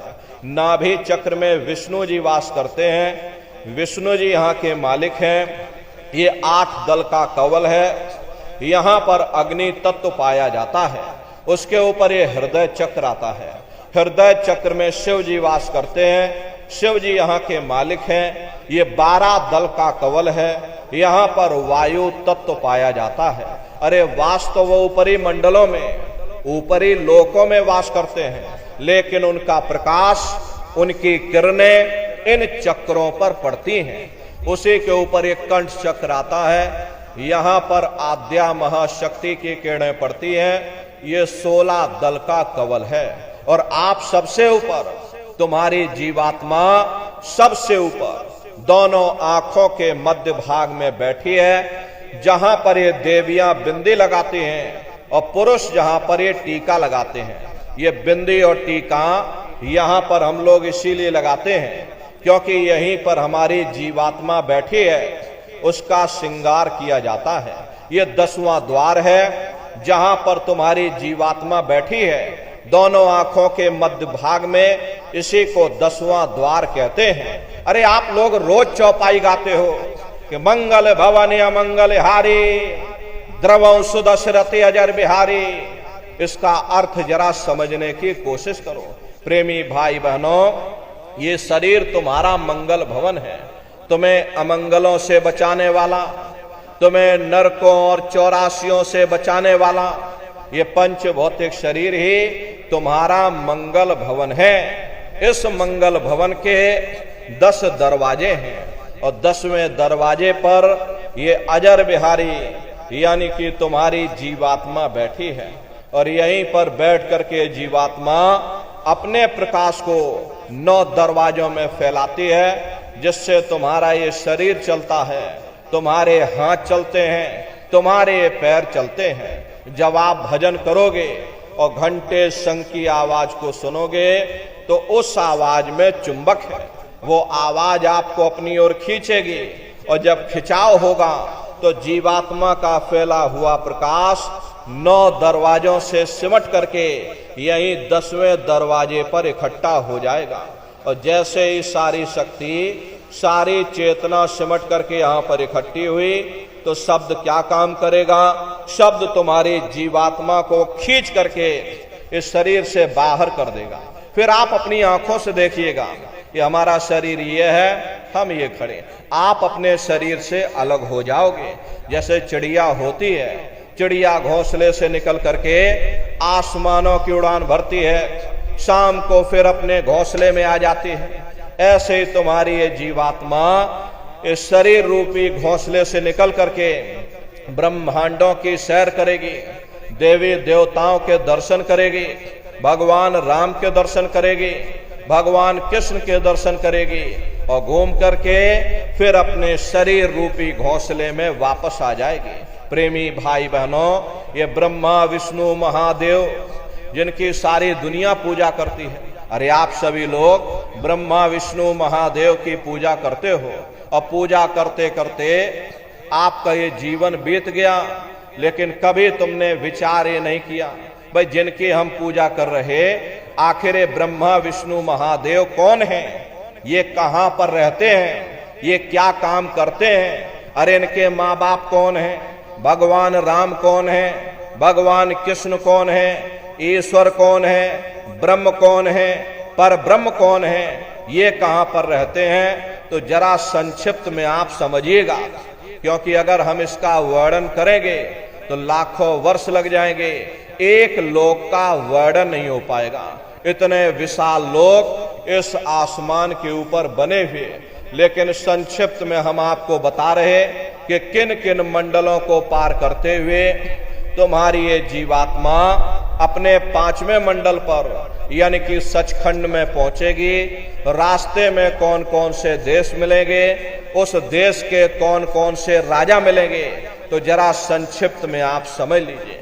प्रेमी भाई बहनों, जब आप भजन करोगे और जब घंटे और शंख की आवाज को सुनोगे तो उसी घंटे शंख की आवाज को पकड़ करके ये जीवात्मा ब्रह्मांडों की चढ़ाई करती है। पलक झपकते यह जीवात्मा खरबों योजन ऊपर चली जाती। ये चांद सूरज सितारों को पार करने के बाद में सबसे पहले जो आपको लोक मिलेगा उसे महात्माओं ने शिवलोक कहा। शिवलोक तमोगुणी स्थान है, वहां के मालिक शिव जी हैं, वो पार्वती जी के साथ उस लोक में विराजमान है। चैतन्य धार जो ऊपर से नीचे आ रही, जिसे महात्माओं ने गंगा कहा, वह अपना केंद्र बिंदु शिवलोक को बनाती है। इसीलिए शिव जी की जटा में ये गंगा दर्शाई जाती हैं। इस लोक में असंख्यों जीवात्माएं रहती हैं। ये सभी जीवात्माएं शिव स्वरूप में मौजूद होती हैं। शिव जी का दर्शन करने के बाद में फिर जब आप ऊपर चढ़ोगे, उसी के ऊपर ब्रह्मा जी का लोक आएगा। ब्रह्मा जी का लोक वो रजोगुणी स्थान है। वहां के मालिक ब्रह्मा जी हैं। वो गायत्री, सावित्री और सरस्वती के साथ उस लोक में विराजमान हैं। और ब्रह्मा जी का दर्शन करने के बाद में फिर घंटे शंख की आवाज को पकड़ करके फिर जब आप ऊपर चढ़ोगे उसी के ऊपर विष्णु लोक आएगा। विष्णु लोक वो सतोगुणी स्थान है, वहां के मालिक विष्णु जी हैं। उनका बड़ा मनमोहक स्वरूप है। उनकी 4 भुजाएं हैं और चारों भुजाओं में शंख, गदा, पद्म और चक्र सुशोभित है। और आप क्षीर सागर में लक्ष्मी जी के साथ विराजमान हैं। ये तीनों देवता ब्रह्मा, विष्णु और महादेव अपने अपने लोक में बैठ करके राज कर रहे हैं। एक रचयिता है जो हम जीवों को रचता है, एक पालनहार है जो हम जीवों को पालता है, एक संहार करता है जो हम जीवों को नष्ट कर देता है। एक का काम है शरीर को बनाना, एक का काम है शरीर की सुरक्षा करना, एक का काम है शरीर को नष्ट कर देना। इनकी जो माता है वो आद्या महाशक्ति है। ब्रह्मा, विष्णु, महादेव लोक के ऊपर वो आद्या महाशक्ति का लोक आता है। उसी को देवी दुर्गा का लोक कहा जाता है। प्रेमी भाई बहनों, उसी लोक को पार करने के बाद में सबसे पहला देश आपको मिलेगा, या यूं कह लीजिए कि पहली राजधानी आपको मिलेगी, जिसे महात्माओं ने सहस दल कवल कहा। वो राजधानी है। जैसे आपके उत्तर प्रदेश की राजधानी लखनऊ है, जौनपुर आपका जिला है, इसी तरह प्रेमी भाई बहनों वो सहस दल कवल राजधानी है। और ये ब्रह्मा, विष्णु, महादेव के जो लोक हैं उस राजधानी के अंतर्गत आने वाले जिले हैं। और राजधानी का जो मालिक है वो निरंजन भगवान है। ये ब्रह्मा, विष्णु, महादेव ये निरंजन भगवान के ही पुत्र हैं। और ये आद्या महाशक्ति ये निरंजन भगवान की अर्धांगिनी है। और निरंजन भगवान स्वयं तीनों लोकों के मालिक हैं। उन्हीं को त्रिलोकीनाथ कहा जाता है। हिंदू उन्हीं को परमात्मा कहते हैं, मुसलमान उन्हीं को खुदा कहते हैं, ईसाई उन्हीं को गॉड कहते हैं। ये जल एक है। जल को चाहे आप पानी कह लो, चाहे वाटर कह लो, चाहे आप नीर कह लो, इसी तरह प्रेमी भाई बहनों वो परमात्मा एक है। हम लोग लफ्जों के झगड़े में उलझे हुए हैं। घंटे और शंख की आवाज जो हर इंसान के अंदर गूंज रही, वो आवाज उन्हीं के मुखार बिंद से हो रही। निरंजन भगवान का जो स्वरूप है वो ज्योतिष स्वरूप है। 1000 बाती की अखंड ज्योति वहां पर बराबर जल रही। परम प्रकाश रूप दिन राति, नहीं कछु चाहिए दिया घृत बाती। अरे हम आप यहाँ पर मंदिरों में ज्योत जलाते हैं, ये तो हम आप उसकी नकल करते हैं। महात्माओं ने आपको चिन्ह बता दिया कि भाई उनका ऐसा स्वरूप है, तो हम लोग यहाँ पर नकल करने लगे।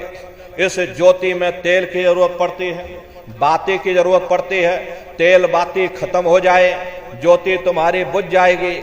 लेकिन वो अखंड ज्योति वहां पर ऐसी जल रही जिसमें ना तेल की जरूरत है और ना बाती की जरूरत है। अरे महात्माओं ने लिखा है, उल्टा कुआ गगन में तिसमें जरे चिराग, तिसमें जरे चिराग, बिना रोगन बिन बाती, 6 ऋतु 12 मास, जरत रहे दिन राती। सतगुर मिले जो होए, ताहि की नजर में आवे, बिन सतगुर नहीं कोई, वाह को दर्शावे। वो अखंड ज्योति ऐसी है जिससे पूरा ब्रह्मांड प्रकाशवान हो रहा।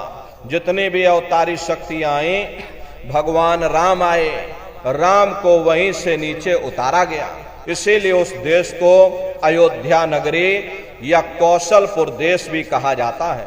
अरे गोस्वामी जी महाराज जब साधना करके वहां पहुंचे, तभी गोस्वामी जी महाराज ने रामचरित्र मानस में लिख दिया।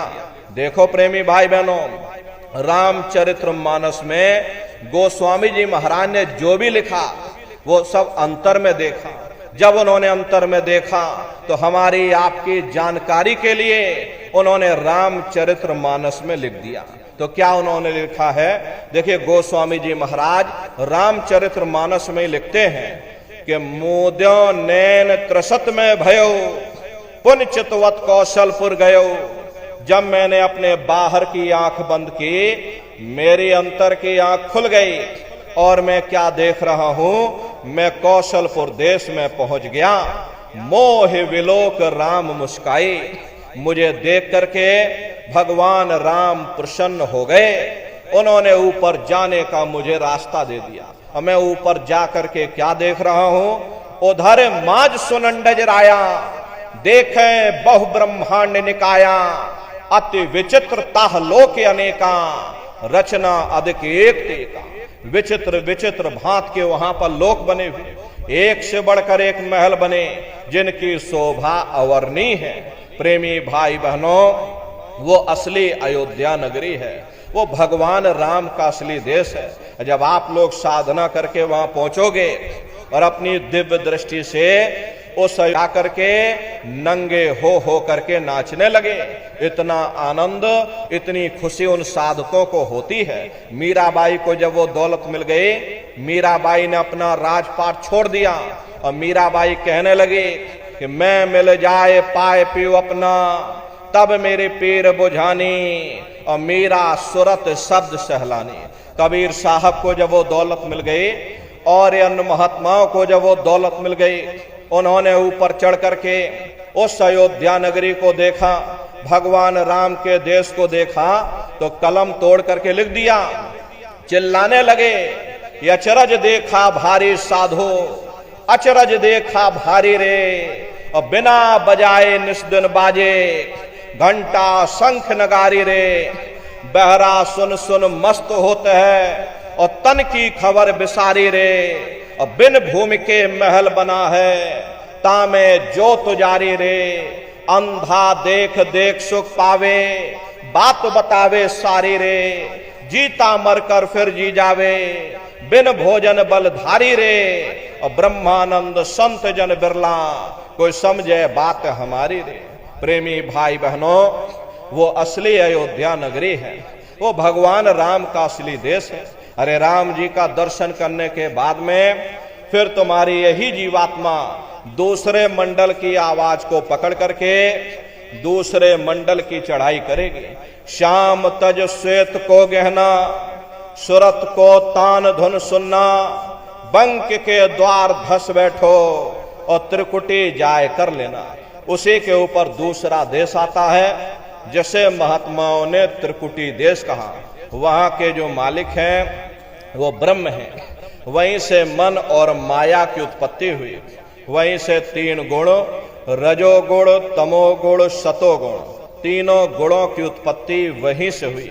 ये जो आपके वेद हैं, बड़े बड़े ज्ञानी विज्ञानी विज्ञानाचार्य धर्माचार पंडित पुरोहित वेदों का अध्ययन करते हैं, अरे वेदों की भी उत्पत्ति उसी स्थान से हुई है। महात्मा कहते हैं कि त्रिकुटी महल में विद्या सारा, घन हर गरजे बजे नगारा, लाल वरन सूरज उजियारा। वहां पर दो धुने, बादलों की गर्जन और मृदंग की आवाज उस लोक में गूंजती रहती है। जैसे पहले स्थान पर भगवान राम के देश में घंटे और शंख की आवाज गूंजती है, ऐसे दूसरे मंडल पर यानी कि ब्रह्म के देश में बादलों की गर्जन और मृदंग वहां पर बजता रहता है। ओम का जाप बराबर वहां होता रहता है। ब्रह्म का जो स्वरूप है लाल वरन सूरज उजियारा। ये सूरज कुछ नहीं है, ऐसे तुम लाखों लाख सूर्य इकट्ठे करोगे तो वहां का एक सूर्य बनेगा। प्रेमी भाई बहनों, ब्रह्म का जो स्वरूप है वो सुबह के लाल सूर्य के समान है, इसीलिए वहां का पूरा ब्रह्मांड लाल है। महात्मा जब साधना करके वहां पहुंचे तभी महात्माओं ने लिख दिया, लाली मेरे लाल की जित देखूं उत लाल, लाली देखन में गई मैं भी हो गई लाल। वो पूरा ब्रह्मांड ही लाल है। तो जितने साधक वहां पहुंच जाते हैं उन सभी को योगेश्वर कहा जाता है।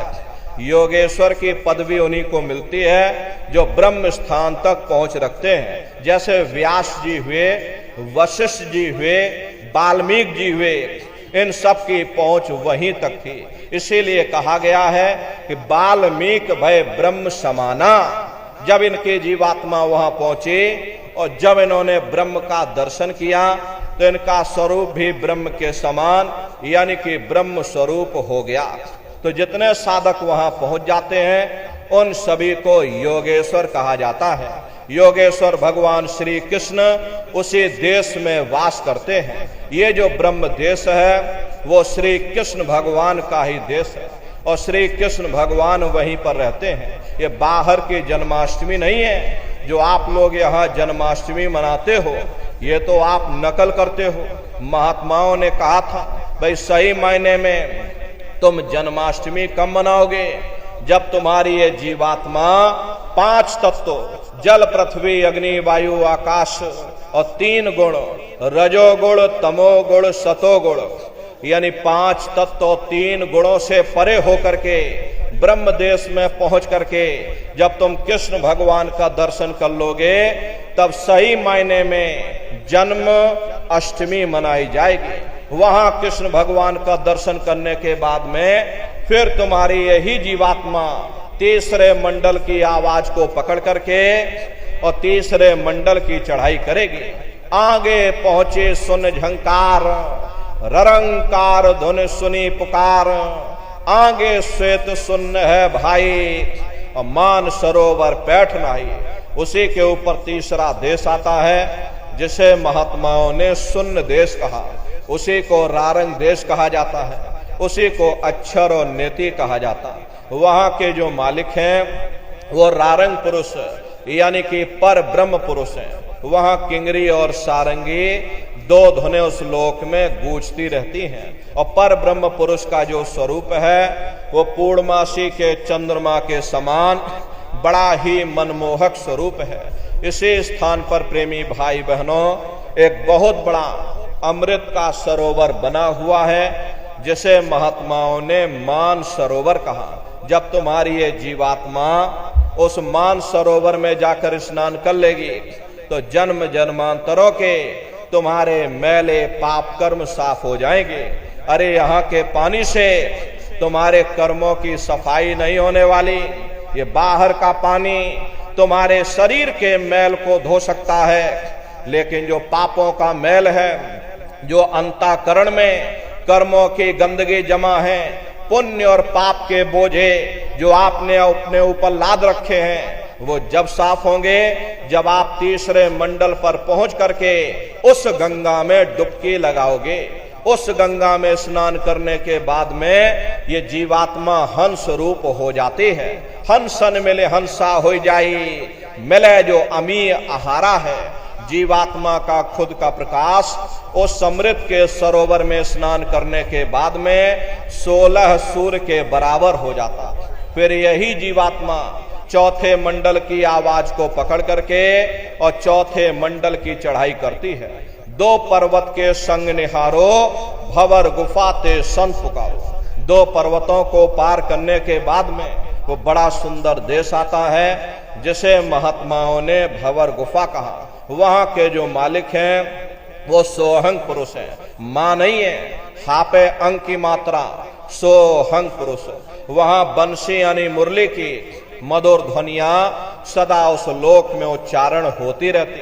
और सोहंग पुरुष का जो स्वरूप है वो दोपहर के सूर्य के समान महाप्रकाशवान स्वरूप है। अरे स्वरूप में अंतर है। पहले स्थान पर निरंजन भगवान का जो स्वरूप है वो ज्योतिष स्वरूप है। दूसरे स्थान पर ब्रह्म का जो स्वरूप है वो सुबह के लाल सूर्य के समान है। तीसरे स्थान पर ब्रह्म पुरुष का जो स्वरूप है वो पूर्णमासी के चंद्रमा के समान है। और चौथे स्थान पर सोहंग पुरुष का जो स्वरूप है वो दोपहर के सूर्य के समान महाप्रकाशवान स्वरूप है।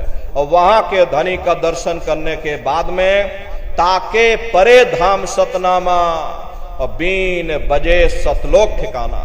सोहंग देश के ऊपर वो 5वां देश आता है जिसे महात्माओं ने सचखंड देश कहा। वो सचखंड देश अजर अमर अविनाशी सदा एक रस रहने वाला देश है।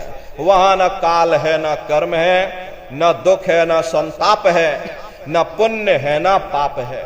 जो जीवात्माएं वहां पर पहुंच जाती हमेशा के लिए जन्म मरण के बंधनों से आजाद हो जाती। वहां के जो मालिक हैं वो सत्पुरुष भगवान हैं जिनके रोम रोम में खरबों खरब सूरज चांद सितारे प्रकाशवान। वही हमारे आपके सच्चे मालिक हैं, वही हमारे आपके सच्चे पिता हैं। अरे हमको आपको वहीं से नीचे उतारा गया, फिर शब्द को पकड़ करके शब्द शब्द पौड़ी पर चढ़कर पहुंचो सचखंड सतनाम। तो शब्द कब पकड़ में आएगा? जब आप लोग भजन करोगे। और भजन कैसे किया जाएगा जरा अच्छी तरह से समझ लीजिए। ये आंख और कान को बंद करिएगा, लेकिन मन को रोकिएगा। ऐसे समय पर तुम्हारा ये मन जरूर भागेगा। अभी आप यहाँ सत्संग में बैठे हो, शरीर भले तुम्हारा यहाँ बैठा है, लेकिन मन सारी दुनिया में भाग रहा। अब किसी को बाल बच्चों की याद आ गई, मन बाल बच्चों में पहुंच गया। कोई दुकान दफ्तर छोड़ करके आया, मन दुकान दफ्तर में पहुंच गया। कोई खेती बाड़ी छोड़ करके आया, शरीर बेचारा यहाँ बैठा है, मन धान की रुपाई कर रहा। तो ऐसे भजन से कोई लाभ नहीं होगा। जिन्होंने मार मन डाला उन्हीं को सूरमा कहना, बड़ा बैरी ये मन घट में, इसी का जीत ना कटना। अगर दुनिया में कोई हमारा दुश्मन है तो वो केवल तुम्हारा अपना ये मन है। ये मन रूपी रावण कब मरेगा? जब 9 द्वारों पर फतेह हासिल करके तुम यहाँ 10वें द्वार पर चढ़ जाओगे, तब सही मायने में दशहरा मनाई जाएगी। अरे बाहर की दशहरा नहीं है जो लकड़ी का रावण बना देते हो और फूंक फांक करके घर चले आते, कहते भाई हमने रावण मार दिया। अरे महात्माओं ने कहा था भाई सही मायने में तुम दशहरा कब मनाओगे? जब 9 द्वारों पर फतेह हासिल करके तुम यहाँ 10वें द्वार पर चढ़ जाओगे, तब सही मायने में विजयदशमी मनाई जाएगी। तब ये मन रूपी रावण तुम्हारा मरेगा और तब तुम्हारी ये जीवात्मा, इसी जीवात्मा को महात्माओं ने राम भी कहा। अरे हम कोई अपने मन से नहीं कह रहे, धर्म ग्रंथों में लिखा हुआ, एक राम दशरथ का बेटा, एक राम घट घट में लेटा, एक राम का सकल पसारा, एक राम है सबसे न्यारा। एक वो राम है जो अयोध्या के वासी हैं, और एक राम घट घट में लेटे, यानी हमारी आपकी ये जीवात्मा जो हर एक के अंदर मौजूद है। महात्माओं ने कहा भाई एक वो राम है और एक राम का सकल पसारा, यानी पहले स्थान के मालिक वो निरंजन भगवान जिनको दुनिया त्रिलोकीनाथ कहती है, जिनका ये पूरा पसारा, ये पूरा संसार है। महात्माओं ने कहा भाई एक वो राम है और एक राम है सबसे न्यारा, 5वें स्थान के मालिक वो सत्पुरुष भगवान जो हमारे आपके सच्चे पिता हैं। महात्माओं ने कहा भाई एक वो राम है। तो महात्मा तो उस राम की महिमा गाते हैं। मोटी बात आप पकड़िए, भजन कैसे करोगे? ये आंख और कान को बंद कर लेना, अंतर में गौर से सुनिएगा। शुरू शुरू में सीटी जैसी आवाज आप सभी को सुनाई पड़ेगी, उसे पकड़ लेना, सुनते रहना, सुनते सुनते उसी में लीन हो जाओ। कुछ समय बाद में दोबारा आपको अनुभव होगा कि कहीं बड़ी दूर से एक महीन आवाज, घंटे और शंख की आवाज हमारे कानों में बज रही, और जब घंटे शंख की आवाज आपको अपने अंदर सुनाई पड़ने लग जाए, तब आप सीटी की आवाज को छोड़ देना और घंटे शंख की आवाज को पकड़ लेना। एक बार प्रेमी भाई बहनों आप उस आवाज को पकड़ लो, फिर वो आवाज आपको नहीं छोड़ेगी, खींच करके शरीर से बाहर कर देगी। फिर रोज आना, रोज जाना, रोज ब्रह्मांडों की सैर करना, रोज देवी देवताओं के दर्शन करना, रोज घर बैठे भगवान राम के दर्शन करना, रोज भगवान कृष्ण के दर्शन करना, और घूम करके फिर अपने शरीर रूपी घोंसले में वापस चले आना। तो इस सुमरन, ध्यान और भजन 3 क्रियाएं आपको बताई गई, नित्य नियम से करिएगा। नागा नहीं होना चाहिए। शरीर को आप भोजन देते हो, सुबह दोपहर शाम रात भोजन करते रहते, लेकिन कभी तुमने विचार ये नहीं किया ये जीवात्मा जो जन्म जन्मांतरों से बेचारी भूखी प्यासी बैठी है, जिसकी शक्ति से तुम्हारा ये भारी भरकम शरीर चल रहा, तो कभी अपनी जीवात्मा को तुमने भोजन नहीं दिया। और इसका भोजन भजन है, इसका भोजन शब्द है, इसका भोजन नाम है। अपना ये नियम बनाओ कि पहले हम अपनी जीवात्मा को भोजन देंगे, फिर अपने शरीर को भोजन देंगे। अगर ये नियम तुम्हारा बन गया, अरे तुम्हारा लोक भी बन जाएगा और तुम्हारा परलोक भी बन जाएगा।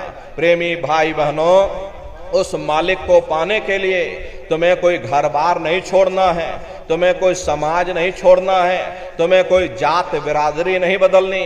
अरे जात पात के रगड़े झगड़े ये तुम्हारे अपने नहीं है, ये सिर्फ मन की खुराफात है। अरे आप अपनी बुद्धि से जरा विचार करिए, जब गुरु नानक साहब नहीं आए थे तब कोई सिख नहीं था, जब मोहम्मद साहब नहीं आए थे तब कोई मुसलमान नहीं था, जब ईसा मसीह साहब नहीं आए थे तब कोई ईसाई नहीं था, और पीछे लौटते चले जाओ तो केवल मनुष्य मनुष्य रह जाते हैं। ये रगड़े झगड़े किसने पैदा किए?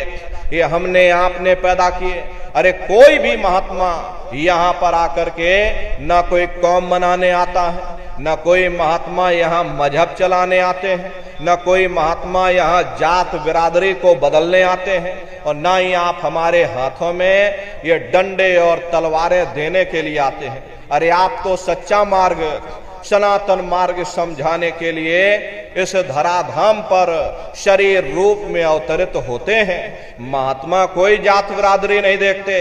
अरे महात्मा कोई ऊंच नीच भेदभाव पैदा नहीं करते।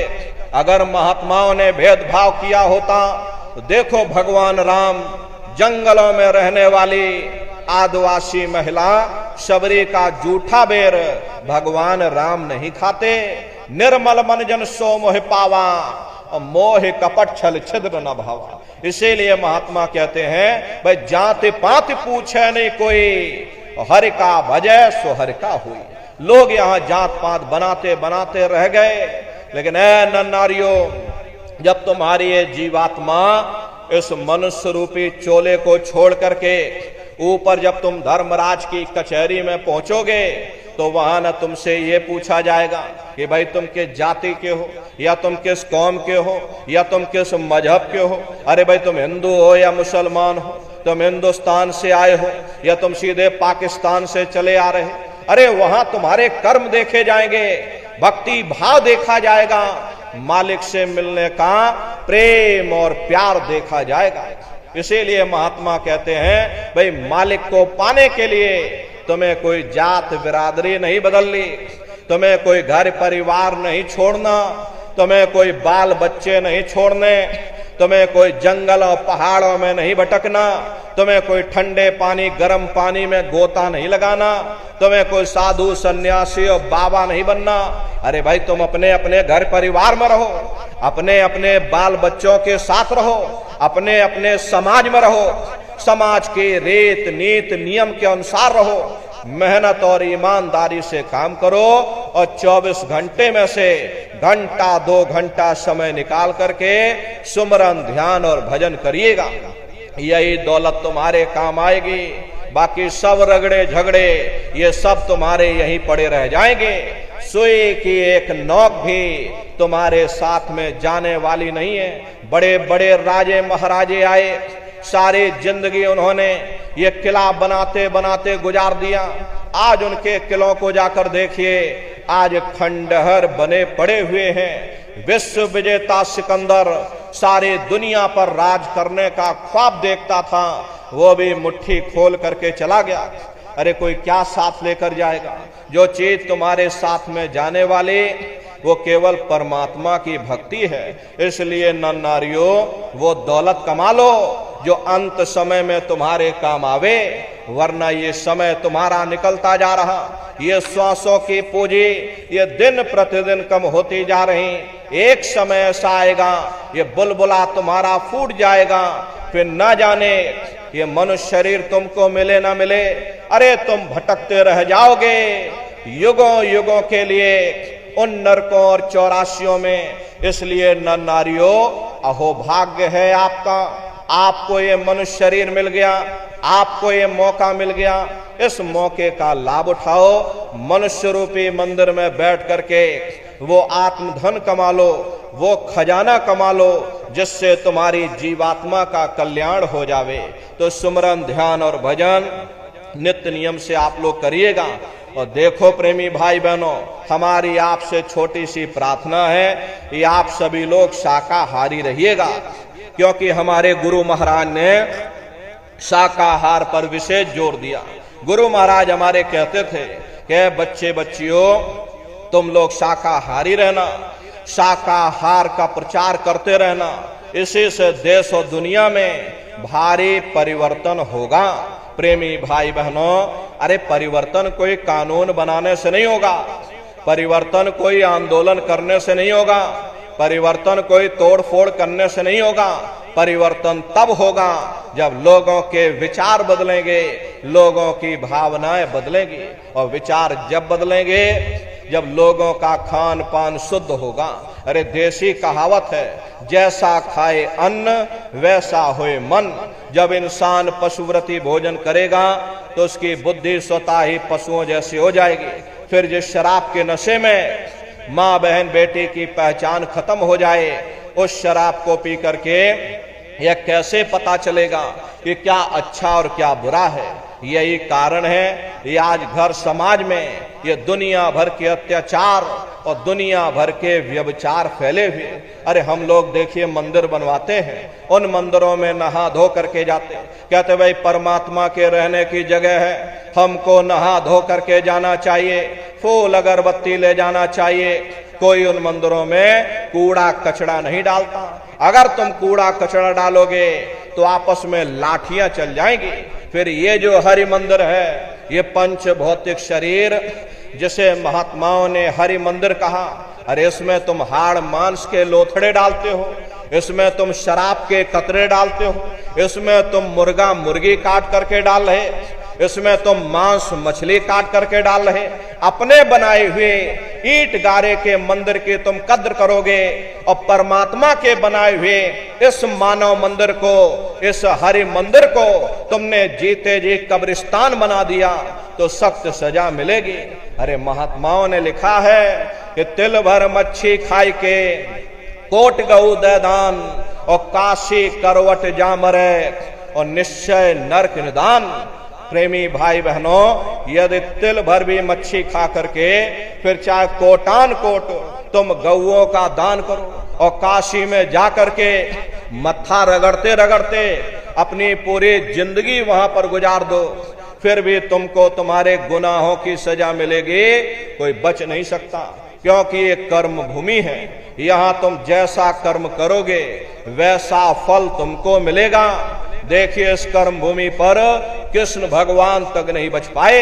उस समय बाली को छिप करके बाण मारा, वही बाली कृष्ण अवतार में बहेलिया बन करके आ गया। कृष्ण भगवान के पैरों में पद्म चमकता था, हिरण की आंख समझ करके और बहेलिये ने निशाना मार दिया, और जब पास में आकर के देखा कृष्ण भगवान थे। अफसोस करने लगे, लेकिन कृष्ण भगवान ने उसको समझाया कि भाई इसमें तुम्हारा कोई दोष नहीं, उस समय हमने तुमको मारा, आज तुमने हमको मार दिया, हमारा तुम्हारा अदला बदला पूरा हो गया। कर्म प्रधान विश्व रच राखा, जो जस करे सो तस फल चाखा। ये कर्मों का ऐसा देश है, यहाँ तुम जैसे बीज बोगे वैसे ही फसल काटोगे। इसलिए नर नारियों, हमारी आपसे प्रार्थना है कि आप सभी लोग शाकाहारी रहिएगा। ये तरह तरह की बीमारियां जो आज के समय में फैल रही हैं, इसका मुख्य कारण एक ही है, लोगों का खान पान गंदा हो गया। अरे आप अपनी बुद्धि से विचार करिए, इंसानों के खून में जब जानवरों का खून मिल जाएगा, इंसानों के अंदर जब जानवरों के कीटाणु पहुंच जाएंगे तो न जानवरों की दवा काम में आएगी और न इंसानों की दवा काम में आएगी। तो परिणाम क्या होगा? ऐसी महामारियां फैलेंगी। अभी कोरोना जैसी महामारी आई, पूरा विश्व तबाह हो गया, लोग अपने अपने घरों में कैद हो गए, कोई किसी से मिलने को तैयार नहीं। न जाने कितने घर परिवार उजड़ गए, न जाने कितनी लाशें बह गईं, न जाने कितने बच्चे अनाथ हो गए, न जाने कितनी माताएं विधवा हो गईं। लाखों लाख रुपया लेकर के लोग अस्पतालों के चक्कर काटते रह गए, एक ऑक्सीजन का सिलेंडर नसीब नहीं हुआ। अरे कारण क्या है? कारण यही है, जब जानवरों के कीटाणु इंसान के शरीर में प्रवेश कर जाएंगे तो आने वाले समय में ऐसी महामारियां और फैलेंगी। हमारे गुरु महाराज परम संत बाबा जय गुरुदेव जी महाराज सन 70 के दशक में ये भविष्यवाणी किया करते थे। बच्चा आगे नई नई बीमारी आएगी, पहले बीमारियों की हवा चलेगी, फिर बीमारियों की आंधी आएगी, फिर बीमारियों की सुनामी आएगी। अरे लाशें पड़ी घर घर में सड़ेंगी, बचाने वाला मिलेगा ना, कोई जमाना बदलेगा। और कहे जय गुरुदेव पुकार, जमाना बदलेगा। इसलिए नर नारियों, हमारी आपसे प्रार्थना है, या आप सभी लोग शाकाहारी रहिएगा। कोई ऐसा नशा मत करो जिससे बुद्धि तुम्हारी पागल हो जाए और घर में माँ बहन बेटी की पहचान खो दो। अरे आप अपने आप को कट्टर हिंदू मानते हो, अरे भाई हम कट्टर हिंदू हैं, हमसे बड़ा सनातनी दुनिया में कोई नहीं। हम भगवान राम को मानने वाले, हम बजरंग बली को मानने वाले, हम भगवान कृष्ण को मानने वाले, हम महात्मा बुद्ध को मानने वाले। अरे भाई आप राम को मानते हो और आप कृष्ण को मानते हो, आप महात्मा बुद्ध को मानते हो, तो उनके आदर्शों पर भी चलना सीखो। भगवान राम ने कभी नहीं कहा कि तुम मांस खाओ, या भगवान कृष्ण ने कभी नहीं कहा कि तुम शराब पियो। जितने देवी देवता अवतार हुए सभी यही कह करके गए, अहिंसा परमो धर्म। अगर हमने किसी को बनाया नहीं तो मिटाने का अधिकार हमारे पास नहीं। अरे आप इंसान हो, इंसान का काम है दया करने का, दया धर्म का मूल है। इसलिए आप जीवों पर रहम करो, रूहों पर रहम करो। सभी लोग शाकाहारी रहना और शाकाहार का प्रचार अपने अपने क्षेत्रों में बराबर आप लोग करते रहिएगा। अरे सतयुग कैसे आएगा, राम राज कैसे आएगा? राम राज कोई भाषण देने से नहीं आएगा, राम राज कोई नारा लगा देने से नहीं आएगा, राम राज कोई हिंदू मुसलमान करने से नहीं आएगा। राम राज जब आएगा जब लोगों के अंदर अच्छे विचार आएंगे। वरना राम के समय में भी रावण जैसे असुर होते थे, कृष्ण के समय में भी कंस जैसे असुर होते थे, तब भी लड़ाइयां होती थी, तब भी युद्ध हुआ करते थे। राम राज का मतलब है अच्छे विचारों का आना, और अच्छे विचार जब आएंगे जब हर इंसान मानव धर्म का पालन करेगा। अरे मानव धर्म क्या कहता है? सत्य, दया, अहिंसा, प्रेम और करुणा, यही मानव धर्म का आधार है। जब मानव के अंदर मानवता आ जाएगी, मानव के अंदर दया आ जाएगी, मानव के अंदर करुणा आ जाएगी, ये मानव दूसरों की पीड़ा को अपनी पीड़ा समझने लग जाएगा। अरे जब इंसान के अंदर इंसानियत आ जाएगी तब सही मायने में देश में राम राज आ जाएगा। इसीलिए महात्माओं ने कहा है राम राज को लाना है तो पहले मानव धर्म अपनाना है। मानव को पहले मानव धर्म अपनाना पड़ेगा, मानव को मानवीय गुण अपनाने पड़ेंगे। इसीलिए हमारे गुरु महाराज कह करके गए, बच्चा गांव गांव जा करके तुम हमारे संदेशों को जन जन के बीच में पहुंचा दो। गांव गांव के लोग शाकाहारी हो जाएं, गांव गांव के लोग सदाचारी हो जाएं, गांव गांव के लोग चरित्रवान हो जाएं, आंखों में माँ बहन बेटी की पहचान कायम हो जाए। तो जब हमारा ये गांव बदल जाएगा तो ये पूरा समाज बदल जाएगा, निश्चय ही कलयुग में सतयुग आ जाएगा। इसलिए प्रेमी भाई बहनों, धर्म के प्रचार में आप सभी लोग अपना अपना योगदान दीजिएगा। देखिए हमारे गुरु महाराज को, हमारे गुरु महाराज परम संत बाबा जय गुरुदेव जी महाराज ने एक अच्छे समाज के निर्माण के लिए, चरित्रोत्थान के लिए, लोगों को शाकाहारी और सदाचारी बनाने के लिए 116 वर्ष की आयु तक अथक मेहनत और परिश्रम किया। हमारे गुरु महाराज ने अपने गुरु की याद में मथुरा दरबार में इतना विशाल मंदिर बनवाया। अरे गुरु महाराज हमारे कहते थे कि बच्चा मंदिर का वो देवता वहां पर बैठ करके बरकत बांट रहा। अरे आप लोग आइए, वहां कोई रुपया पैसा नहीं चढ़ाया जाता, कोई चंदा चुटकी नहीं। अरे आप लोग आए, मंदिर के देवता के सामने अपनी एक बुराई को चढ़ा दीजिए। वहां पर बुराई चढ़ाई जाती है, कि हम आज से मांस मछली नहीं खाएंगे, हम आज से अंडा शराब का सेवन नहीं करेंगे, हम आज से झूठ नहीं बोलेंगे, हम आज से किसी को धोखा नहीं देंगे। अरे आप अपनी एक बुराई चढ़ा दो, आपकी एक मनोकामना पूरी होगी। ऐसा वरदानी मंदिर हमारे गुरु महाराज ने अपने गुरु की याद में मथुरा दरबार में बनाया है। उन्हीं की याद में देखिए पावन भंडारे का कार्यक्रम 28 नवंबर से और 2 दिसंबर तक मथुरा दरबार में होने जा रहा। तारीख आप सभी लोग याद रखिएगा, 28 नवंबर से और 2 दिसंबर तक भंडारे का कार्यक्रम होने जा रहा। तो आप सभी प्रेमी भाई बहन भंडारे के कार्यक्रम में मथुरा दरबार में पधारिएगा। वैसे मथुरा दरबार में साल में 4 बड़े कार्यक्रम होते हैं। पहला कार्यक्रम होली के अवसर पर होता है और दूसरा कार्यक्रम हमारे गुरु महाराज के भंडारे का होता है जो कि 17 मई से और 21 मई तक पड़ता है, और तीसरा कार्यक्रम जुलाई के महीने में गुरु पूर्णिमा का होता है, और चौथा कार्यक्रम हमारे गुरु महाराज के गुरु महाराज यानी पूज्य दादा गुरु महाराज का ये भंडारे का कार्यक्रम होता है। हिंदी तिथि के अनुसार अगहन सुदी दशमी इस बार 28 नवंबर से और 2 दिसंबर तक मथुरा दरबार में होने जा रहा। तो आप सभी प्रेमी भाई बहन दरबार में पधारिएगा, दर्शन करिएगा।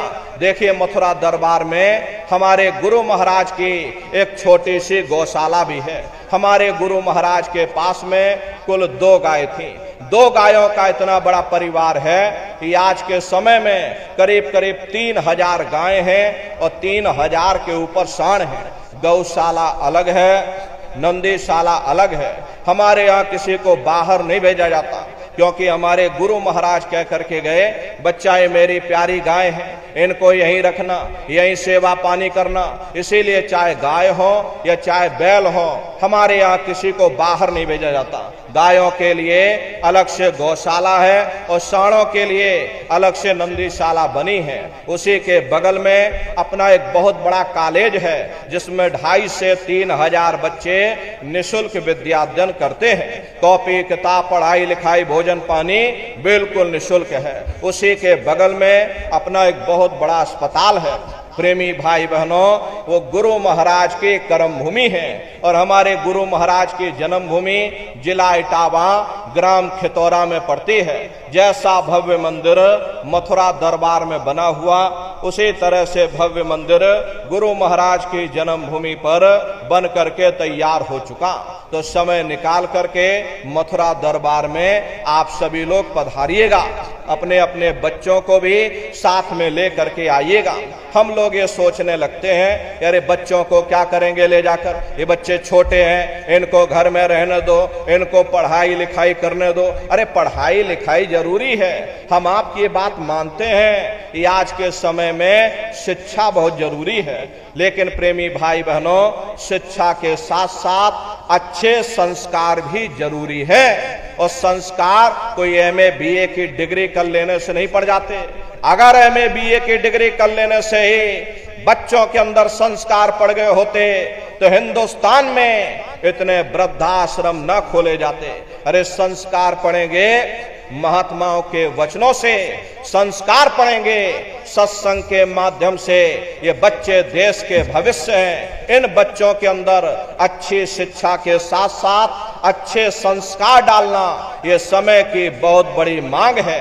अरे आज के समय में बच्चों के अंदर संस्कारों की कमी देखी जा रही, वरना पहले के समय में अकेले माँ बाप अपने 4-4 बच्चों को पाल लेते थे, लेकिन आज के समय में वही 4-4 बच्चे, वही MA BA डिग्री और डिप्लोमा किए हुए बच्चे अपने माँ बाप को रोटी नहीं खिला पा रहे। शादी हो जाती है, घर परिवार बांट करके रख दिया, जमीन जायदाद बांट करके रख दी, चूल्हा चौका बांट करके रख दिया, यहाँ तक कि बेचारे बूढ़े माँ बाप को भी बांट करके रख दिया। 10 दिन तुम हमारे घर छोड़ दो और 10 दिन बाद ले जाओ अपने घर रोटी खिलाओ। अरे सब क्या है? ये संस्कारों की कमी है। ऐ माताओं बहनों, ये बच्चे तुम्हारी धरोहर हैं, ये बच्चे तुम्हारे जीवन की पूंजी हैं। अपनी पूंजी को संभाल करके रखिएगा। इन बच्चों को आप बचपन से तैयार करो, इनको अच्छी शिक्षा देना, इनको अच्छे संस्कार देना, इनको शाकाहारी बनाना, इनको सदाचारी बनाना, इनको चरित्रवान बनाना, और इनको भी तुम राम और कृष्ण बना दो। यही बच्चे बड़े हो करके अपने माँ बाप का नाम रोशन करेंगे, घर और समाज का नाम रोशन करेंगे। इसलिए प्रेमी भाई बहनों, अपने अपने बच्चों के साथ, इष्ट मिष्ट परिवार वालों के साथ भंडारे के कार्यक्रम में कृष्ण भगवान की नगरी मथुरा में आप सभी लोग सपरिवार सादर आमंत्रित हैं। आप लोग पधारिएगा। सुमरन, ध्यान और भजन बराबर आप लोग रहना। इतना जान लो प्रेमी भाई बहनों, ये रास्ता बिल्कुल सच्चा है। आप करोगे, आपको अनुभव होगा, दिखाई भी पड़ेगा, सुनाई भी पड़ेगा। अरे तुम्हारा लोक भी बन जाएगा और तुम्हारा परलोक भी बन जाएगा। इसलिए नित्य नियम से 24 घंटे में से घंटा 2 घंटा समय निकाल करके आप सभी लोग सुमरन, ध्यान और भजन बराबर आप लोग करते रहिएगा। इसी के साथ अब हम अपनी वाणी को विराम देते हैं। देखो प्रेमी भाई बहनों, आपके जौनपुर जिले में ये 4 महीने बराबर इसी तरह से हम लोग कार्यक्रम करेंगे। लगभग 5 या 6 किलोमीटर की दूरी पर फिर आगे पड़ाव पड़ जाएगा। कल फिर 12 बजे वहां पर कार्यक्रम होगा। न्याय पंचायत स्तर पर कुल 122 कार्यक्रम आपके जौनपुर जिले में प्रस्तावित हैं। तो प्रेमी भाई बहनों, जो लोग सत्संग में नहीं आ पाए, अपने घर परिवार, इष्ट मिष्ट परिवार वाले, अड़ोस पड़ोस वाले, आगे 5 किलोमीटर पर फिर कार्यक्रम होगा। तो जो भी आप लोगों को मौका मिले, अपने अपने नात रिश्तेदारों को आगे सत्संग के लिए भेजिएगा। इसी तरह से बराबर ये सघन कार्यक्रम जौनपुर जिले में करीब 122 दिन का ये होगा। तो आप प्रेमी भाई बहन इसमें सहयोग करिएगा। और प्रेमी भाई बहनों, आप लोग यहाँ पर पधारे, इसके लिए आप सभी प्रेमी भाई बहनों को बहुत बहुत साधुवाद है। सबका जीवन मंगलमय हो। इन्हीं शुभकामनाओं के साथ अब हम अपनी वाणी को विराम देते हैं। बोलो जय